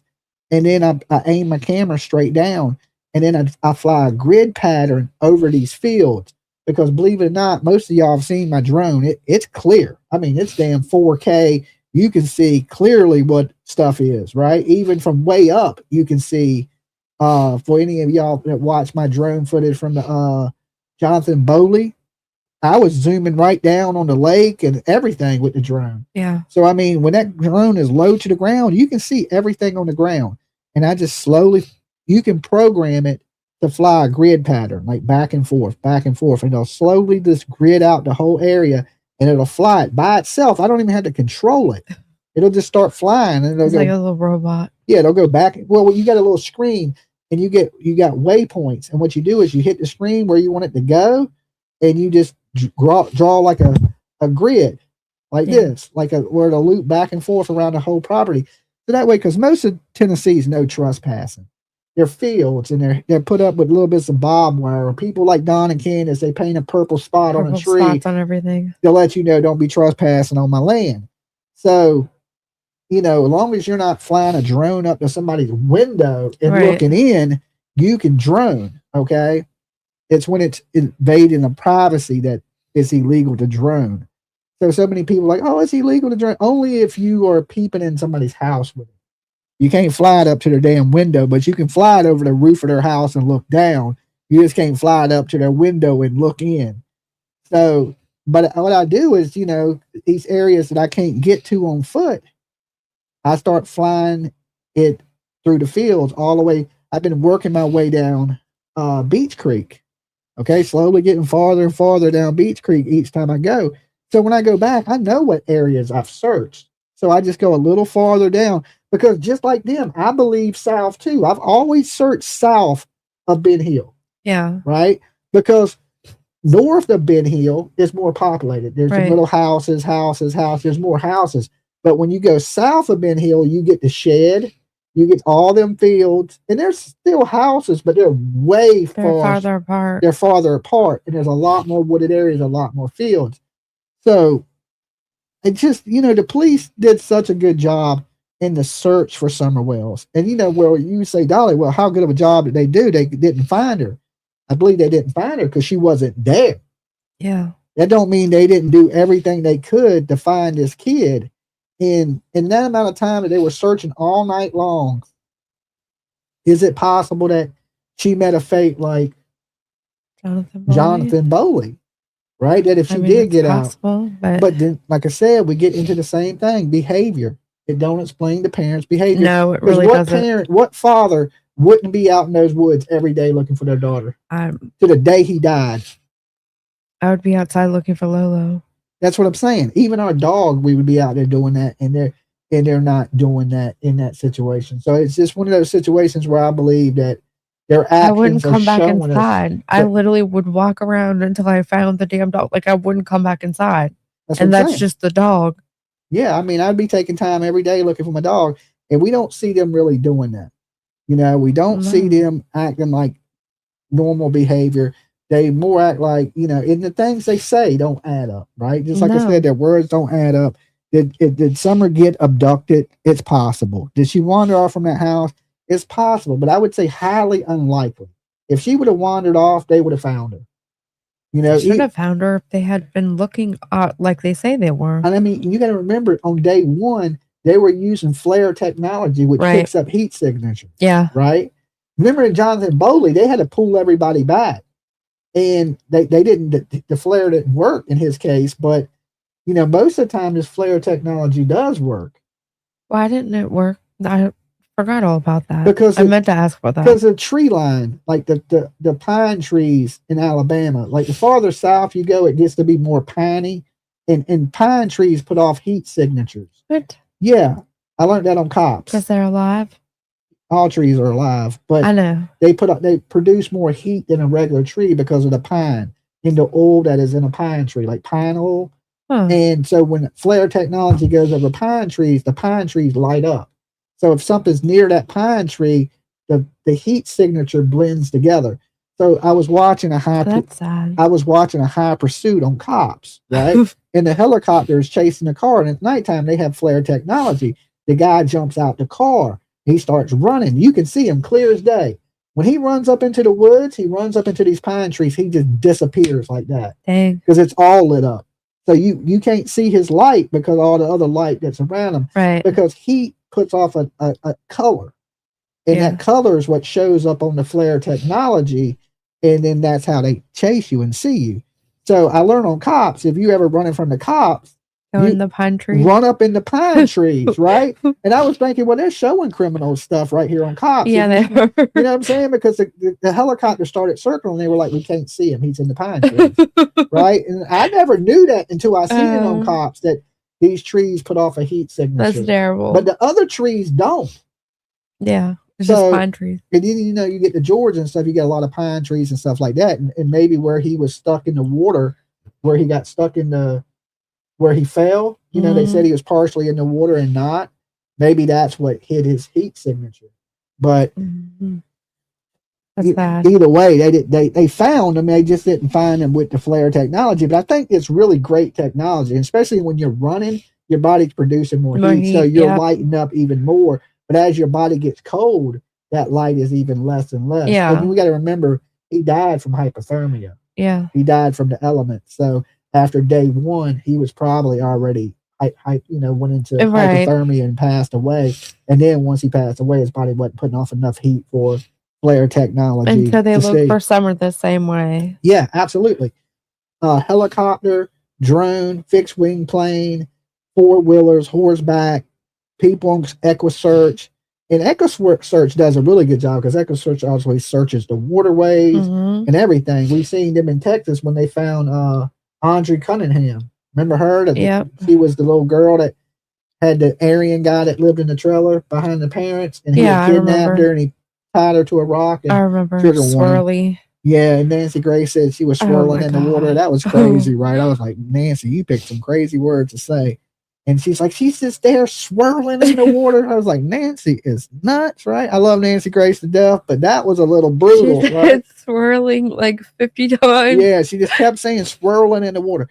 She's swirling in the water. And I was just like, oh my God, Nancy, come on now, right? But it was like, it's too much. But EquiSearch had found that little girl, right? They did a really good job. And Don Wells told me, he said, man, EquiSearch, they just came out here and was looking for a few minutes, and then it's just like they didn't really look. Yeah. And I didn't believe that. I was like, I don't know. I don't think they came all this way to just sit around and not look. Sit around. But he wasn't really sad. What he was telling me is he wasn't very satisfied with the search that EquiSearch had done. He told me that personally. I don't really think that he searched or wanted them to search. So we've seen that EquiSearch is one of the leading search parties in the whole entire country. Right. So and usually they find what they're looking for, and they're out there for weeks and weeks at a time, and they're volunteers from all over the country. For some reason, I thought that something went down with the EquiSearch. I don't remember exactly, but for some reason, I don't think Don let them search his whole property. I don't know. I'm not positive. I just know what he told me, that he wasn't satisfied with the search that EquiSearch did, because my plan is to fly out there and try to get EquiSearch certified this year. Yeah. I just know that when I tried to get us to go back to their house and be able to search down further on their property, it was a no. And they were still friendly with us at that time. And Candace's friend, who I believe might have passed away, which is really sad. I haven't checked back in with her. But she was like, well, I'm going to tell them I'm going to go with you guys, and that we'll just keep to the path, and everything will be fine. I'll come and watch you guys. And I was like, okay. So it was like they were thinking about it, and Candace was like, yeah, as long as Don is okay with it. And it was just like the topic was completely avoided. I think when we went up there, they purposely wanted somebody to look, though, because when we got there, all the sheds were open. They were open. I noticed that too. And you know how everybody was going on about they won't let you search the sheds, or they won't let you go in the shed. When I walked in, every door to every shed was caught open. that. Yes. And he walked me to every shed. Yeah. You know what I'm saying? Like purposely trying to be like, see right here. Yeah, I think that exactly. I think because we didn't ask them to come to the house. They asked us to come to the house. Right. We just wanted to just have a conversation and met them at Wendy's. All we asked was them to help us move the banner. And that's what you ended up asking when we got to Wendy's. But we never planned. I never planned in my wildest dreams that we were going to go to their house. Yeah, see, it ain't like we had a plan to go up to their house. They actually invited us to the house. But to me, then when they started walking me around outside Don Wells, it was just me and Don, because you sat in there with Candace. Yeah, and Candace was like, "Here, do you want me to show you the summer stuff?" And like she started pulling out a bin with like summer stuff in it, and I was the like, photos. I remember seeing all the photos. I was just kind of like, "Oh, well, that's awesome." And the crazy thing is this: I try to tell people this on the internet all the time. You're thinking, well, they don't have any good photos of Summer Wells. They have millions of photos. They have a ton of photos. Like Candace said that they don't put them photos on the internet because every time they post a photo, somebody criticizes it. I believe that, because that happens to me all the time. And they were her memories, and she wasn't giving that to people. Yeah. Right. And you know, that's the only thing she said that made her sound like a grieving, a decent person. Decent person. Yeah. Right. To me, I was like, okay, because that's something I can understand. Yeah. You know, not wanting to give your child, you know, you're going to get destroyed anyway. You look, you're damned if you do, and you're damned if you don't. I think that's the only thing she said that really made sense to me. Like, okay, I can understand that. But there were so many beautiful pictures they have of Summer Wells that, you know, happy, smiling, playing. And if you didn't know the whole backstory, you would think this kid lived just a perfect life. Kid, yeah, you would think the kid lived the normalest life. I mean, they went a lot of places. They went a lot of stuff with the kids. A lot of family photos. Yeah. You know, so and there's no reason for us to lie to you guys about that. No. That's the truth. So I don't just pick on these people. When the truth is the truth, I tell the truth in the situation. I totally get how she feels with that, because like we saw some of the video in the beginning. We saw some of the videos, and like there was videos of them at the fair, and then we heard Josie cuss at somebody, and then it was like, oh my God. So like then they, you know, started just backing off and sharing things, and then, you know, the pictures where she's, you know, a little bit dirty because she's been playing outside. Like the boys are in the plane. Yeah. So yeah, there's a bunch of stuff, and I think I'm praying that this case eventually gets solved. Yeah. Okay, and I think though we know who the suspects are. I think we're aware of who the suspect and who has play in the disappearance of Summer Wells.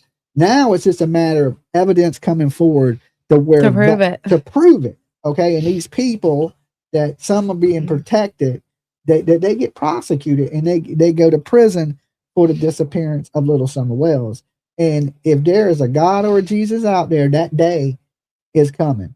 Okay, so all you people out here in that holler that have something to do with the disappearance of Summer Wells, just know your day is coming. We got DNA 671, says Chief.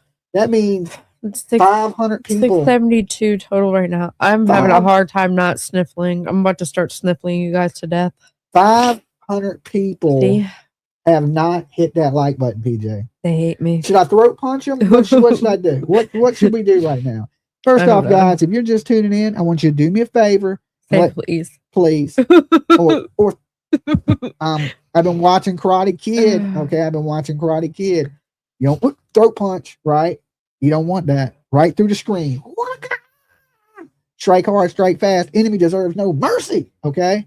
Y'all take a second. Hit that like button for PJ. You ain't got to do it for me. Do it for PJ. I'm going to start sniffling. And shout out in the chat room where you're watching from. Don't cheat. I might not be able to see Dolly Bad Vision here, but PJ can see. He's looking at the likes. Y'all guys hit the like button and then shout out where you're watching from in the chat room. We want to see where you beautiful people are at tonight, and we're going to jump into the next story just here in a second. That's the Iowa, PJ. We got Ohio here with us. Okay, we're going to be talking about Ohio for a few minutes. Iowa, Texas is with us. Massachusetts. Watch out for Karen Reed. She's on the loose. Arkansas. Okay, New Orleans. I want to go to New Orleans. Mardi Gras is coming up. Mardi Gras. And I've always wanted to go. Indiana, Huntsville. You just want to see some titties. Kentucky. I just want to hang out, you know.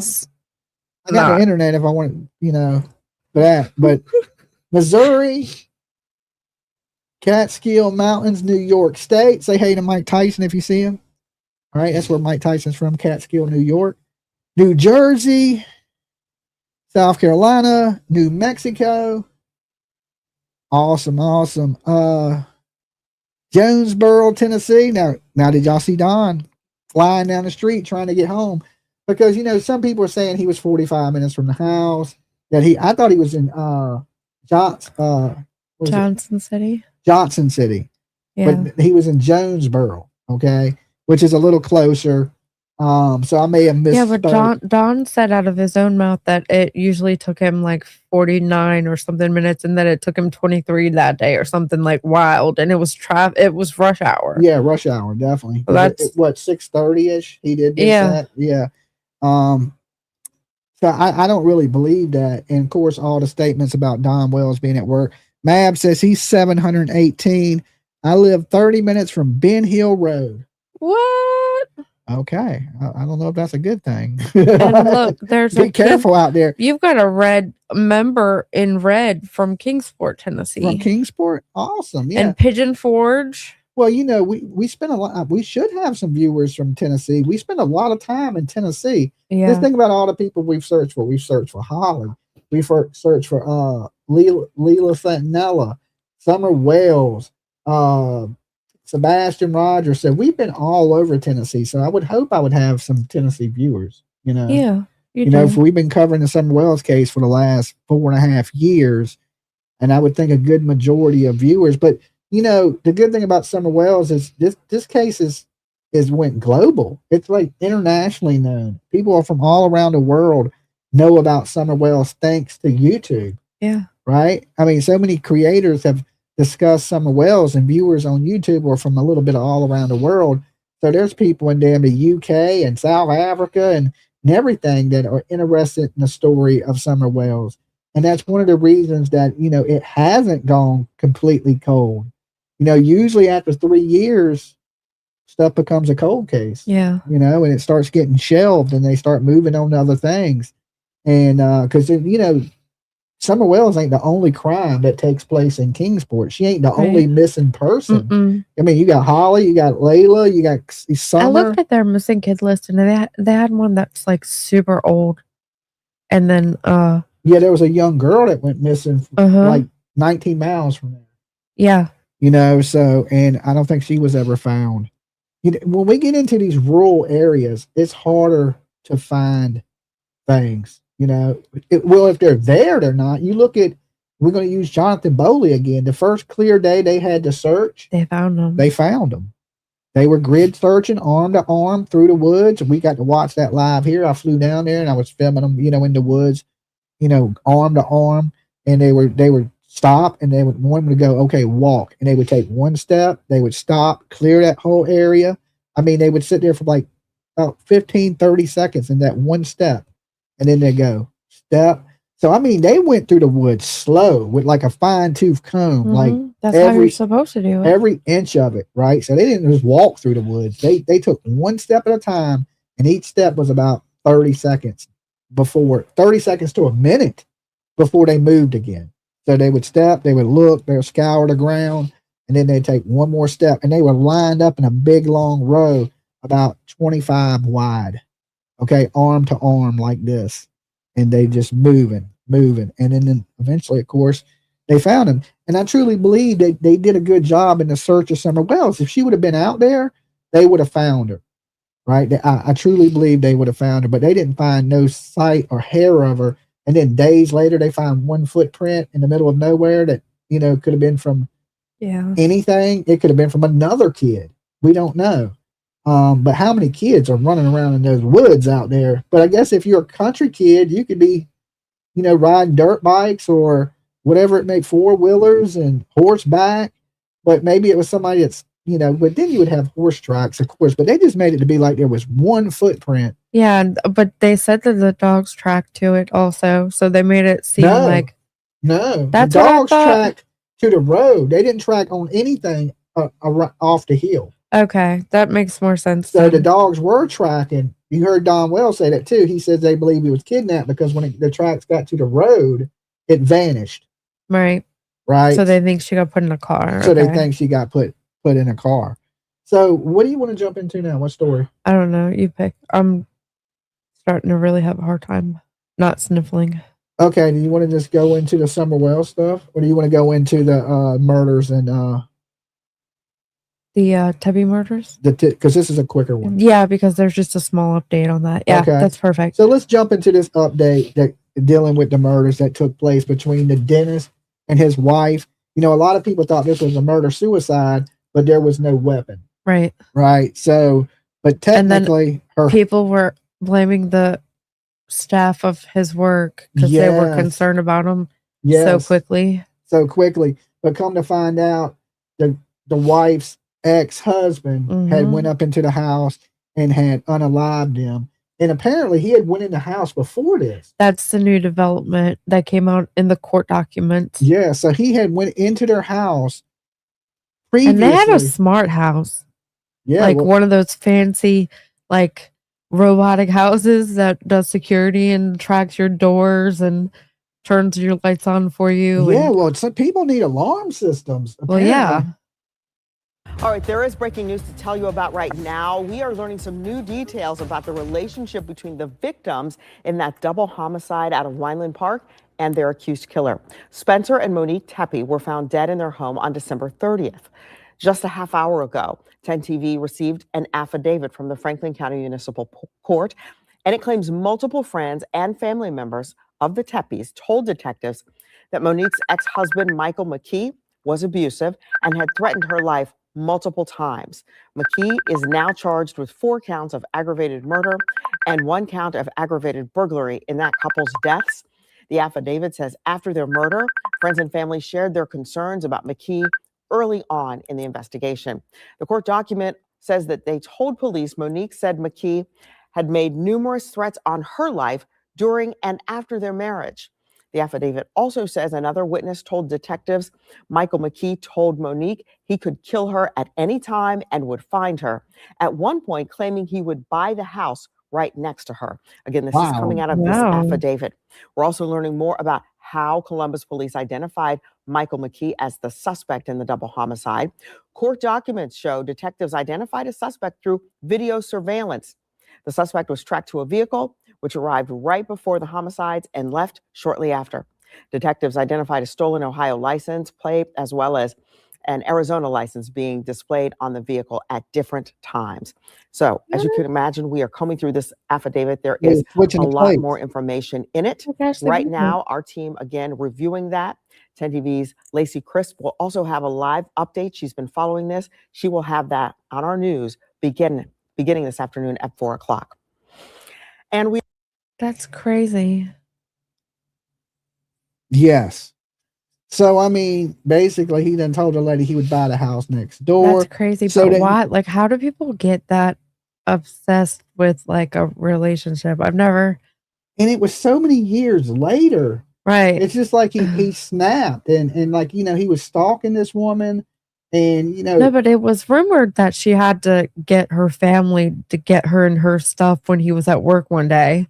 And so clearly there was some type of issue in, like, already at that point. And then, but then you move, you meet a new person, you start a new relationship, you get married, and like 8 years later, this man couldn't find somebody else. Like he still, it's just so weird to me.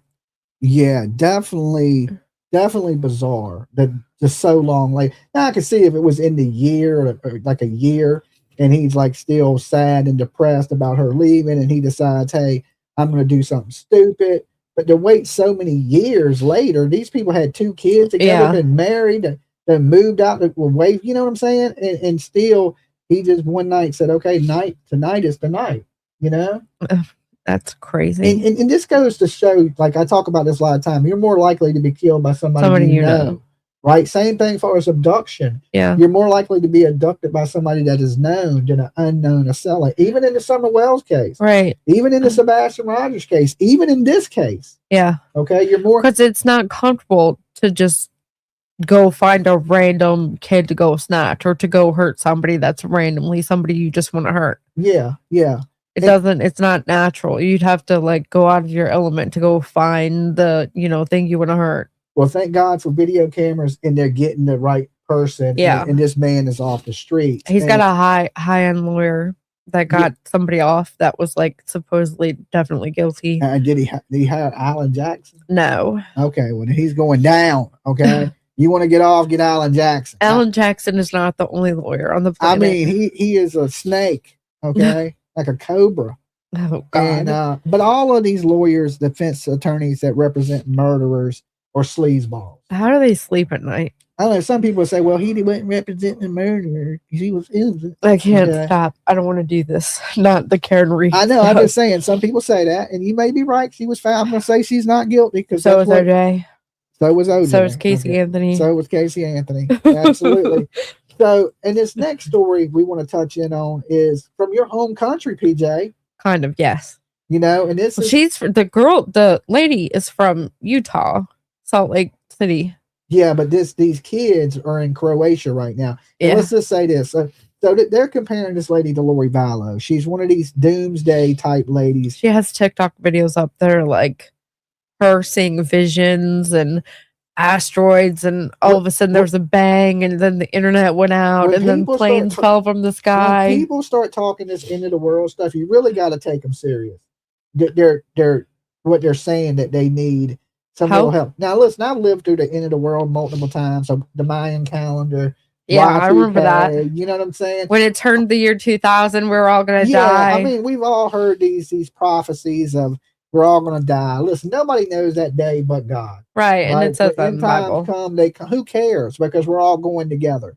Okay, It's still a little scary, but I mean, yeah, you can't do anything about it. I would rather all of it end together than to go on my own. I just don't Yeah. I want everybody coming with me. Okay, Because you're afraid you're gonna miss the party. Right. I want because I don't want to get there and be lonely. Right, I want everybody with me. You know, we're all going to the Hellbot Comet together. Right, Yeah. so. I mean, I'm not scared of the world ending. I have bigger fears than the world ending, but there's a lot of people that, you know, repent, the world is ending.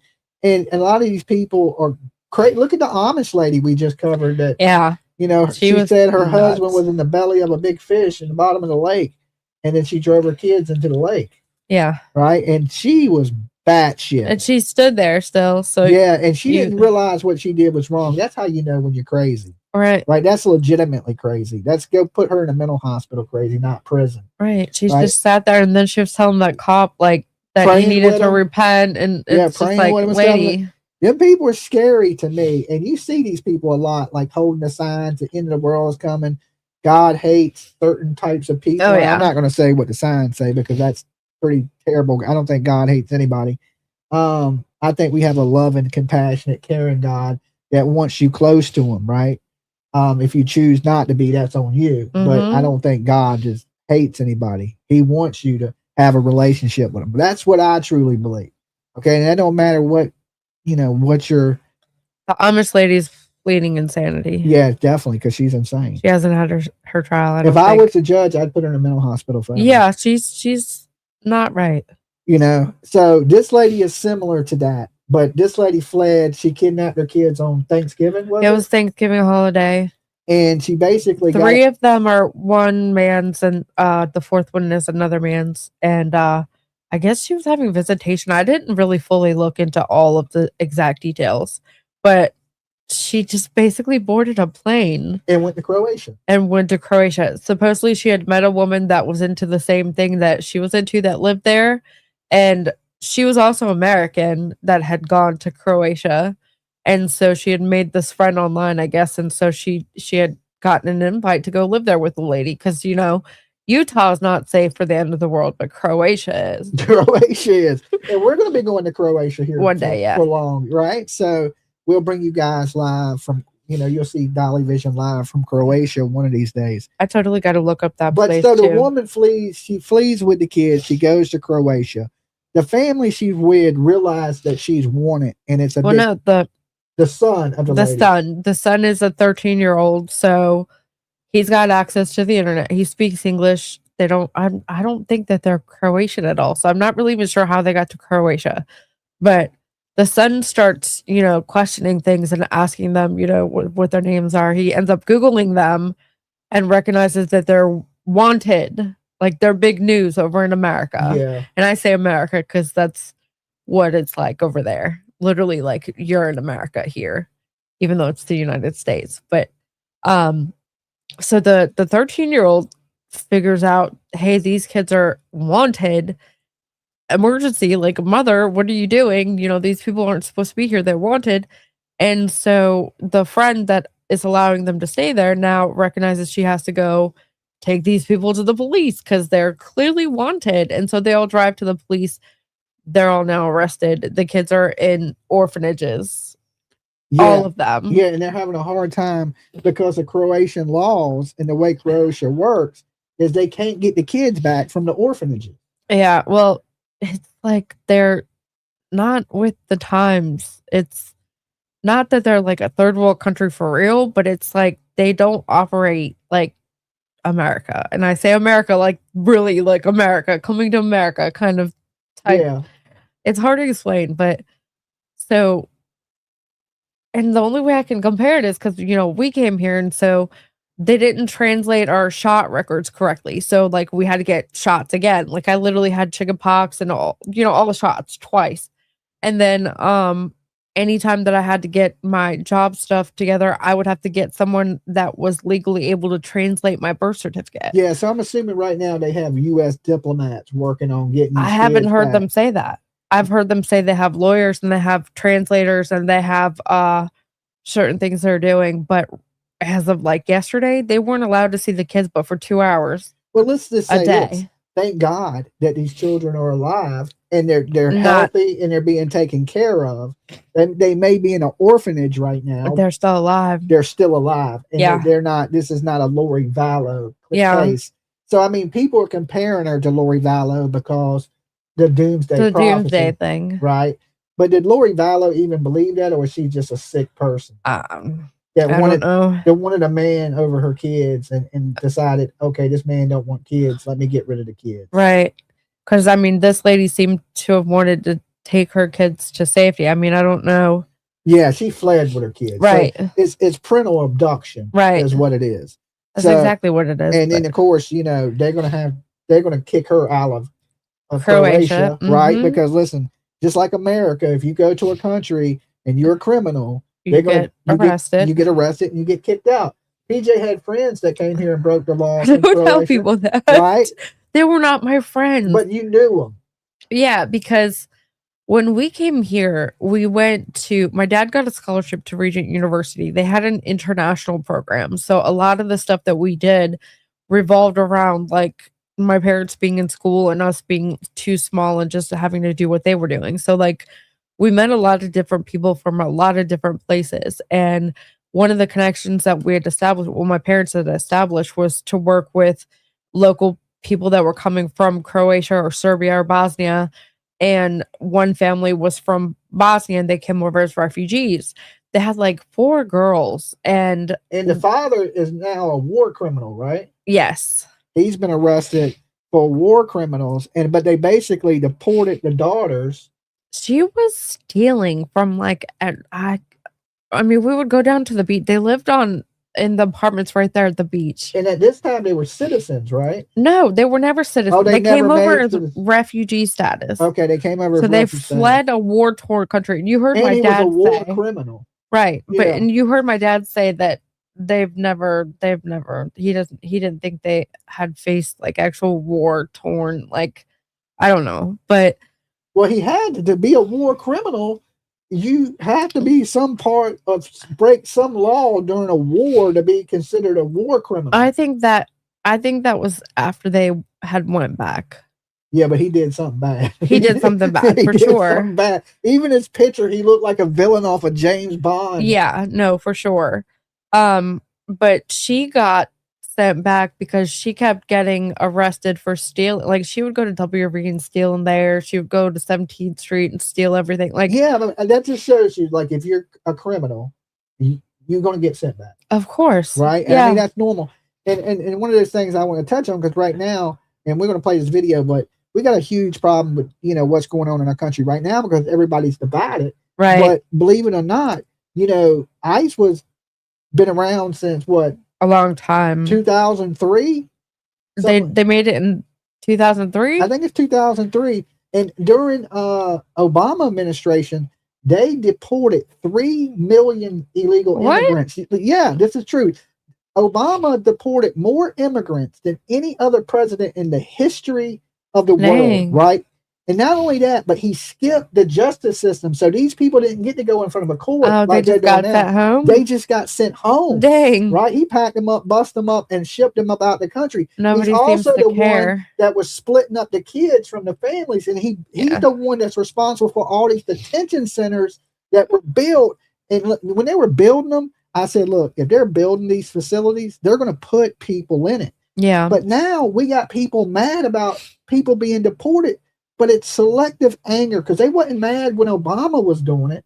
Right. Right? They wasn't mad when all this stuff has been going on for years. It didn't just start happening. This ain't brand new. Right? People have been getting deported since I was a little kid.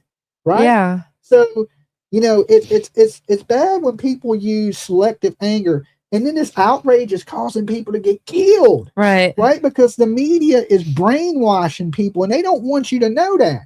They want you to think, oh, these people are bad. This is bad. This is a bad. And they're attacking these people and accidents are occurring. Yeah. Right? Renee Good should have never happened. No. Okay? Should have never happened. The man that was shot just the other day should have never happened. All these things could have been avoided. But they're using this divide and conquer technique in our world to have everybody fighting. Right? To have everybody fighting. And then, of course, mistakes happen. That man... his family is going to get paid, but that's not going to bring him back. No. You know what I'm saying? But propaganda has caused this man to go out there, and the situation being so hairy has then led to this man's death. And that is absolutely horrible. Even his family had said that he had like quit his job recently and like started acting like he was joining a cult or something. None of this has to happen. None of this has to happen. I suggest people out there watching, please stay home. Please stay safe. Your family's more safer than any of this. I seen this Mexican guy today. He was so funny. He said, let me tell you this. He goes, if America started deporting white women with blue hair and nose rings, you can believe none of us Mexican people are going to be standing in front of ICE vehicles to say, no, don't take Karen. Right? And I was laughing so hard. Right? I was like, but you know, there's some truth in comedy. Right? If the role was reversed, would this dude be out there blocking the ICE vehicles? And he said they wouldn't. He'd be like, you're going to be on your own, lady, if the role was reversed. So please stay home and stay safe. You know, to change these laws, you got to get out and vote. Now that I think about it, like, why is the majority of the crowd like a white Karen woman just demanding right for? Because these people believe they're trying to make change, and I believe in their heart they're doing it because they're really passionate about making change. I think in they're our country, brainwashed, right? But at the same time, there's ways of going about doing it, and they're not going about it the right way. You use some sense in it and stay safe, and use your voice to make change.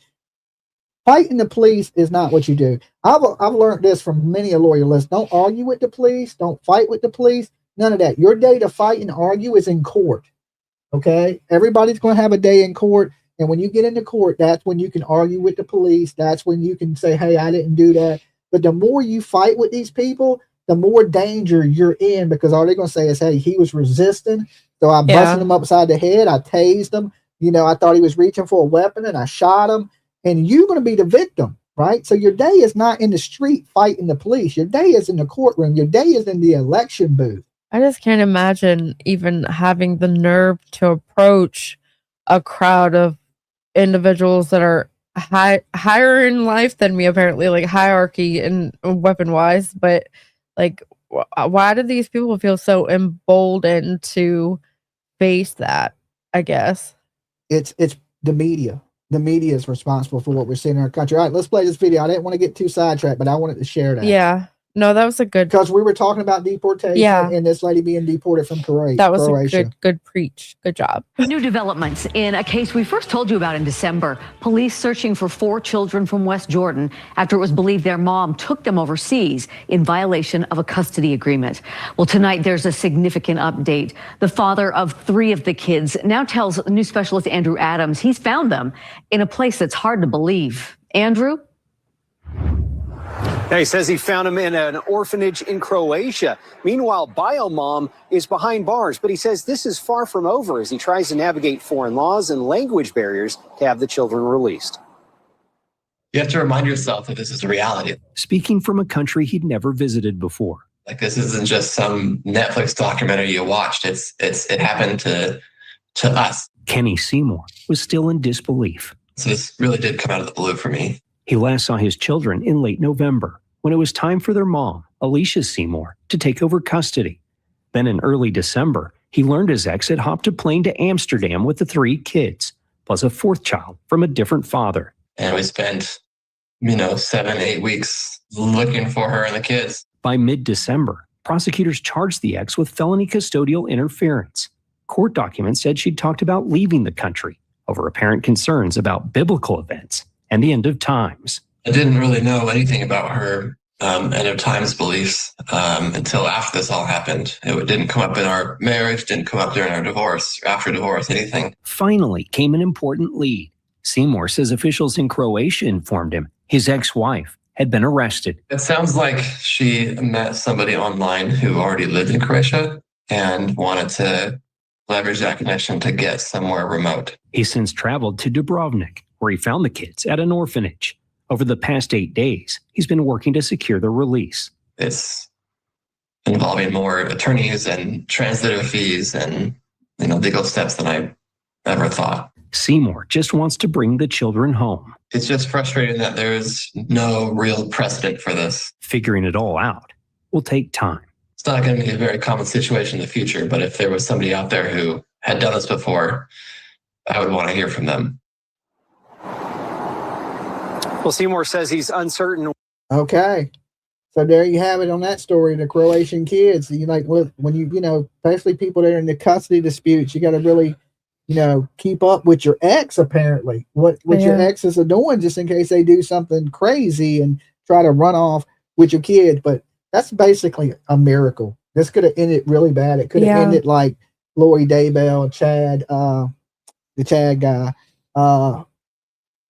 Thank God that the people that they were there with in Croatia turned them over to the police and everything. I'm pretty sure everything's going to work its way out. It's just going to take some time. Yeah, it's just going to take a little time. They're not. I can't imagine how frustrated they are, though, because they can only see the kids 2 hours a day, and they can't just take them. So laws are different in different countries. Yeah. You come to their country, and things like this, you're in their country now. It's their laws, so they're going to have to work with that. And I'm sure that the U.S. is going to help get these kids up out of Croatia.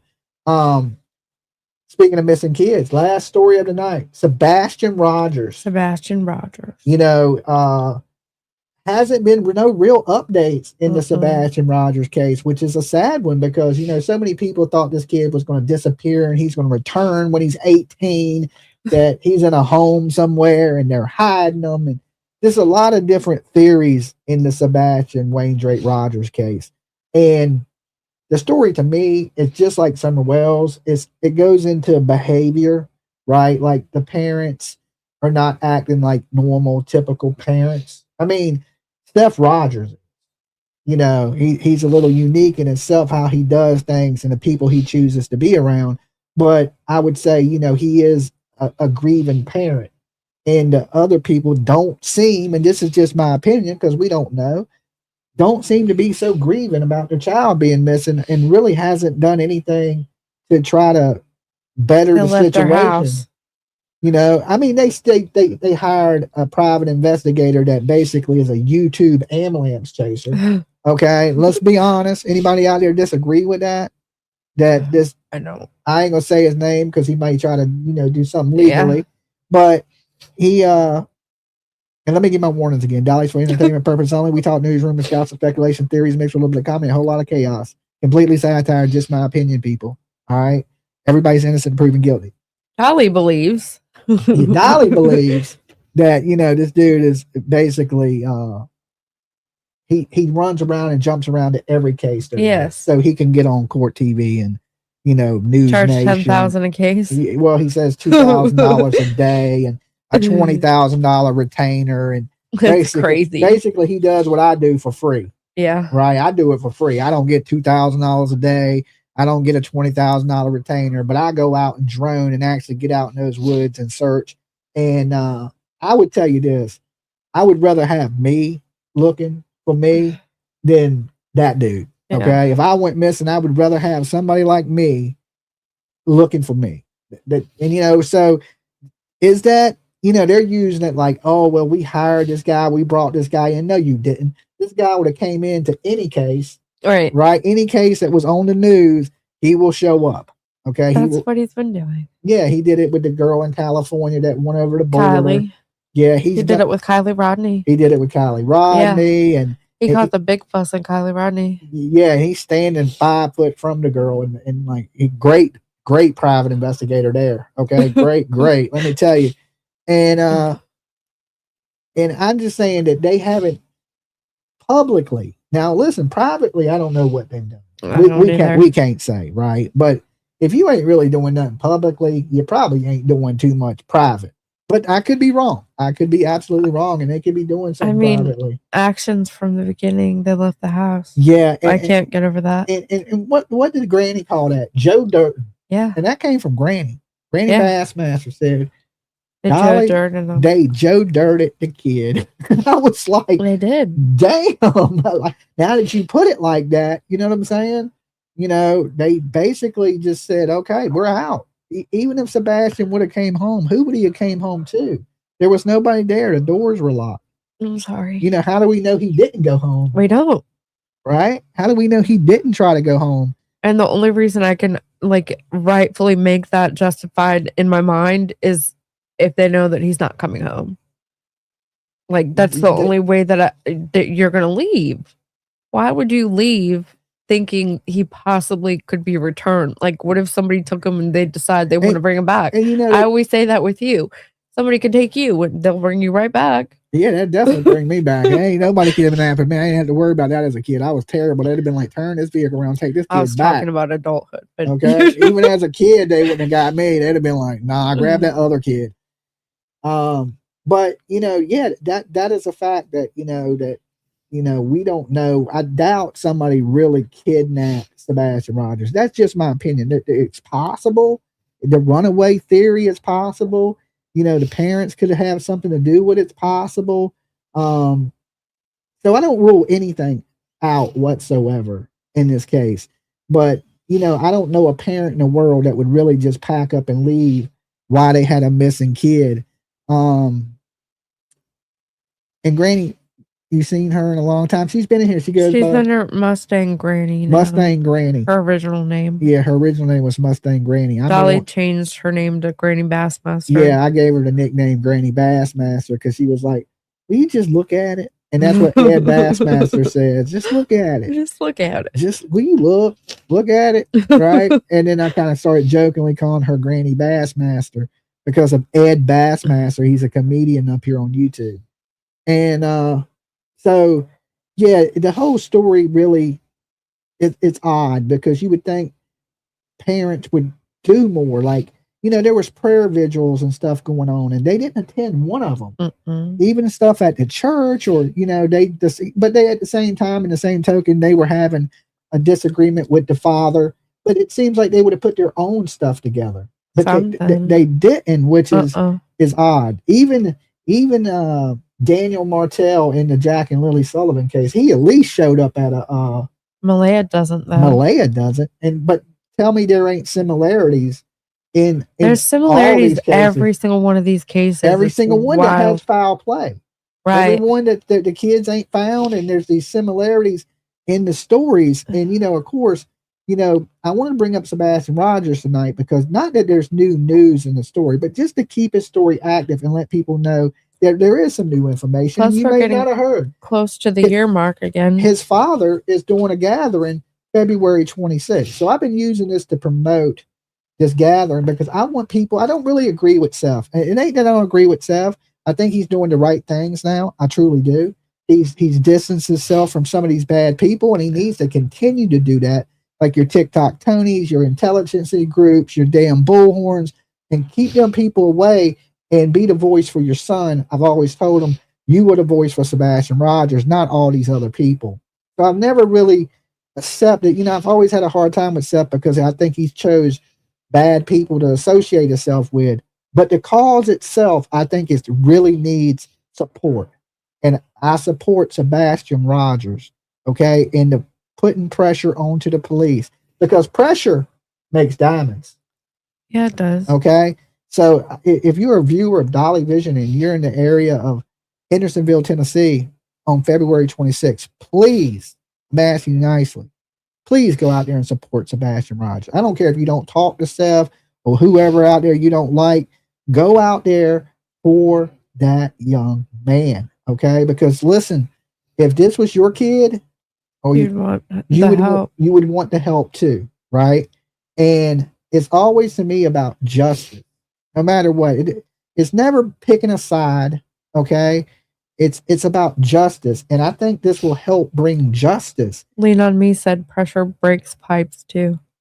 Well, they might need to be broke, okay? Just defrost them. We had some frozen pipes, and I keep getting them unfrozen, but PJ didn't leave the water dripping, so the damn pipes froze again. PJ did leave the water dripping. I don't know what happened. But you confirmed that I left the water dripping. I asked you, is the water dripping? You even turned around and saw the water was dripping. So I don't know what happened. Now we have a heater for our pipes. And we have 3 different pipes that are dripping currently. Yeah. And now we have heaters. We went out and got a heater that wraps around our pipes and keeps the pipes warm. They're insulated, and then they still insulate it with a heater. So that way our damn pipes don't freeze.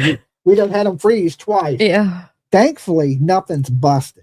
Okay. Thank God. Right. So we ain't had no big plumbing crisis. Sage said she had a busted pipe today. Did you? It's been That getting cold, sucks. guys. So if you're in an area, listen, North, the South wants you to take your weather back. Okay. Us people in the South, y'all, your weather got drunk and has done flowed into our neighborhood. You might want to thank the gods because we didn't even get snow or ice for real. But North, so you have no right to complain. You can have your cold back. Us Southern people, we want it nice and warm. Okay. We don't want your rain and snow and slush and ice. It been drinking and it's wandered into our yard. Please come get it. Okay. We don't like the cold in the South. It's like 20 degrees. Yeah. Yeah. So we don't want it. We don't need it. And you guys are responsible for letting it get out your yard into ours. Okay.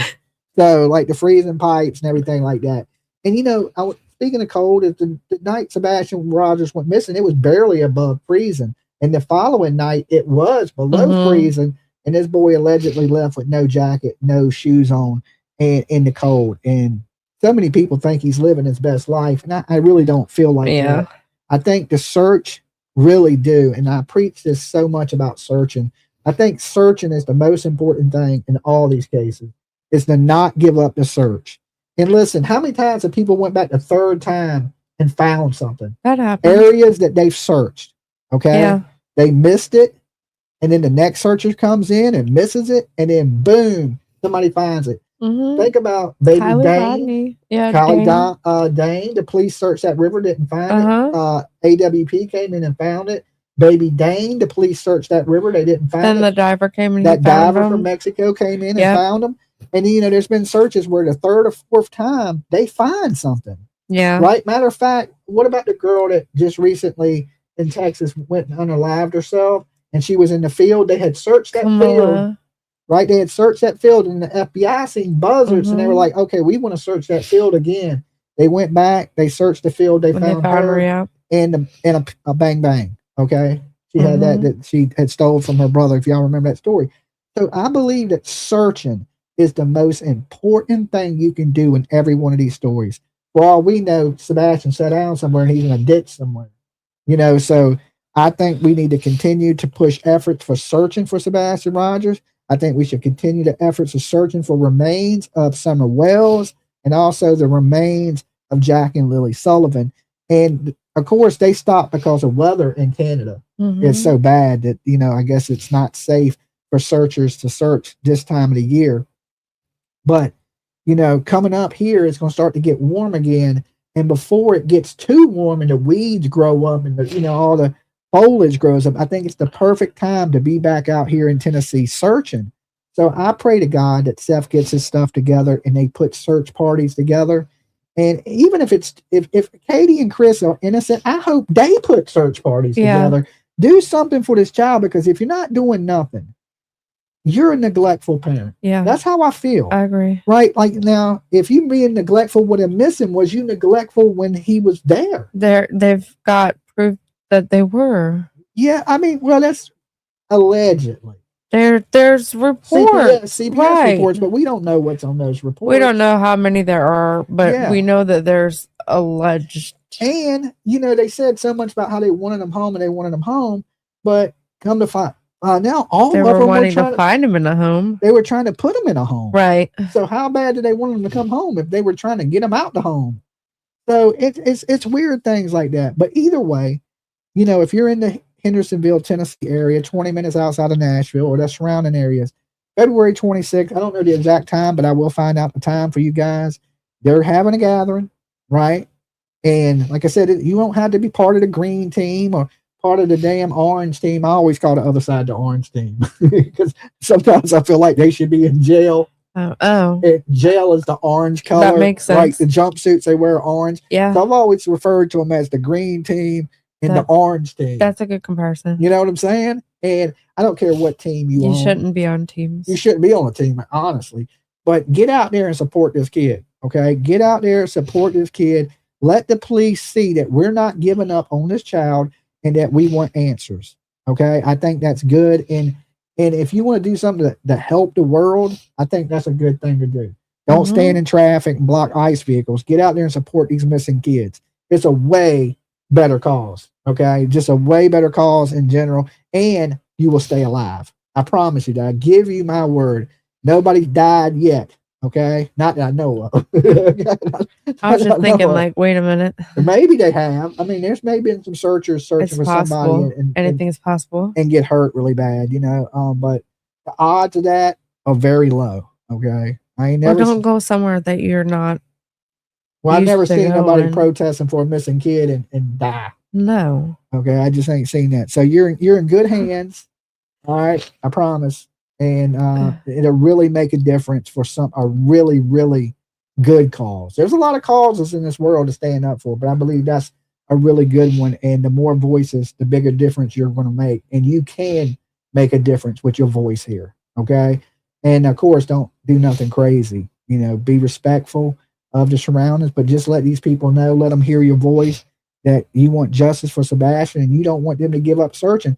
Maybe the police will put together one more big search, and that may be it may be what finds Sebastian. I ain't saying it will. I am. I'm just, you got to stay I'm pretty hopeful. sure they're not going to search for something they know is not missing, or the people that know where it's at know where it's at. There's always that possibility that Chris and Katie are innocent. There's always that possibility. So they just don't care where their kid went or where he is, or people act different. And Some then people are more loving than others. No, see, I agree with that wholeheartedly, but when it comes to certain things like people saying, oh, there's a kid down the street, he kind of looks like Sebastian, and her saying that she wasn't going there because she wanted them to check if he had shoes on or not, or her saying in the interview that she knows for 100% he's not within 5 miles because they would have found him by now, or whatever it is that she said. If you truly have no idea where your child is, you're going to go running to somebody saying, hey, this might be your kid over here. First of all, you're going to be freaking out if someone says, hey, let's go check over here. You're going to go there. You're going to. Absolutely. So for her to not do those things, to me, that's all. Her actions really just show me that it's red flags. That's right. what it is. But, like I said, suspicion don't make you guilty. That's true, or else she would already be convicted. She'd already be convicted, right? That's true. So until we got some evidence, we got to treat it as in anything is possible.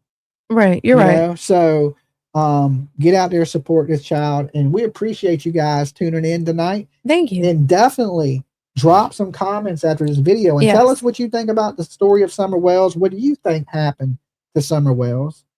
Same thing with Sebastian Rogers. What happened to Sebastian Rogers? Now, of course, the Spencer, Monique, Tepe stuff, we kind of know the outcome. Right. And of course, thank God for, these kids being alive. These kids being alive. That is good news here in True Crime. Very good news. We'll take that as a blessing, right? We'll take, we much rather see these kids found. I don't care if they're found in the Russian mountains. As long as they're found and they're safe and they're being taken care of. And we know that America, they'll take care of legally whatever needs to be taken care of in Croatia. Croatia ain't like a dictator country. And Trust me, I watch Croatian TV every time I'm at PJ's parents' house. I got to sit there, and they don't put on the captions. I'm almost there. I don't know that they have captions. They don't never put on the captions for me. I just got to sit there and watch Croatian TV. It's either that or the Korean soap opera. So nothing in PJ's parents' house is in English. Nothing. Right? You either learn Korean or Croatian, or you just sit on the couch and be quiet. Okay? Or talk about Jesus. You can do that, right? You can talk about Jesus or listen to Croatian and Korean TV. Yeah. Yeah. That's it. That's a good time. That's your option. They're cool.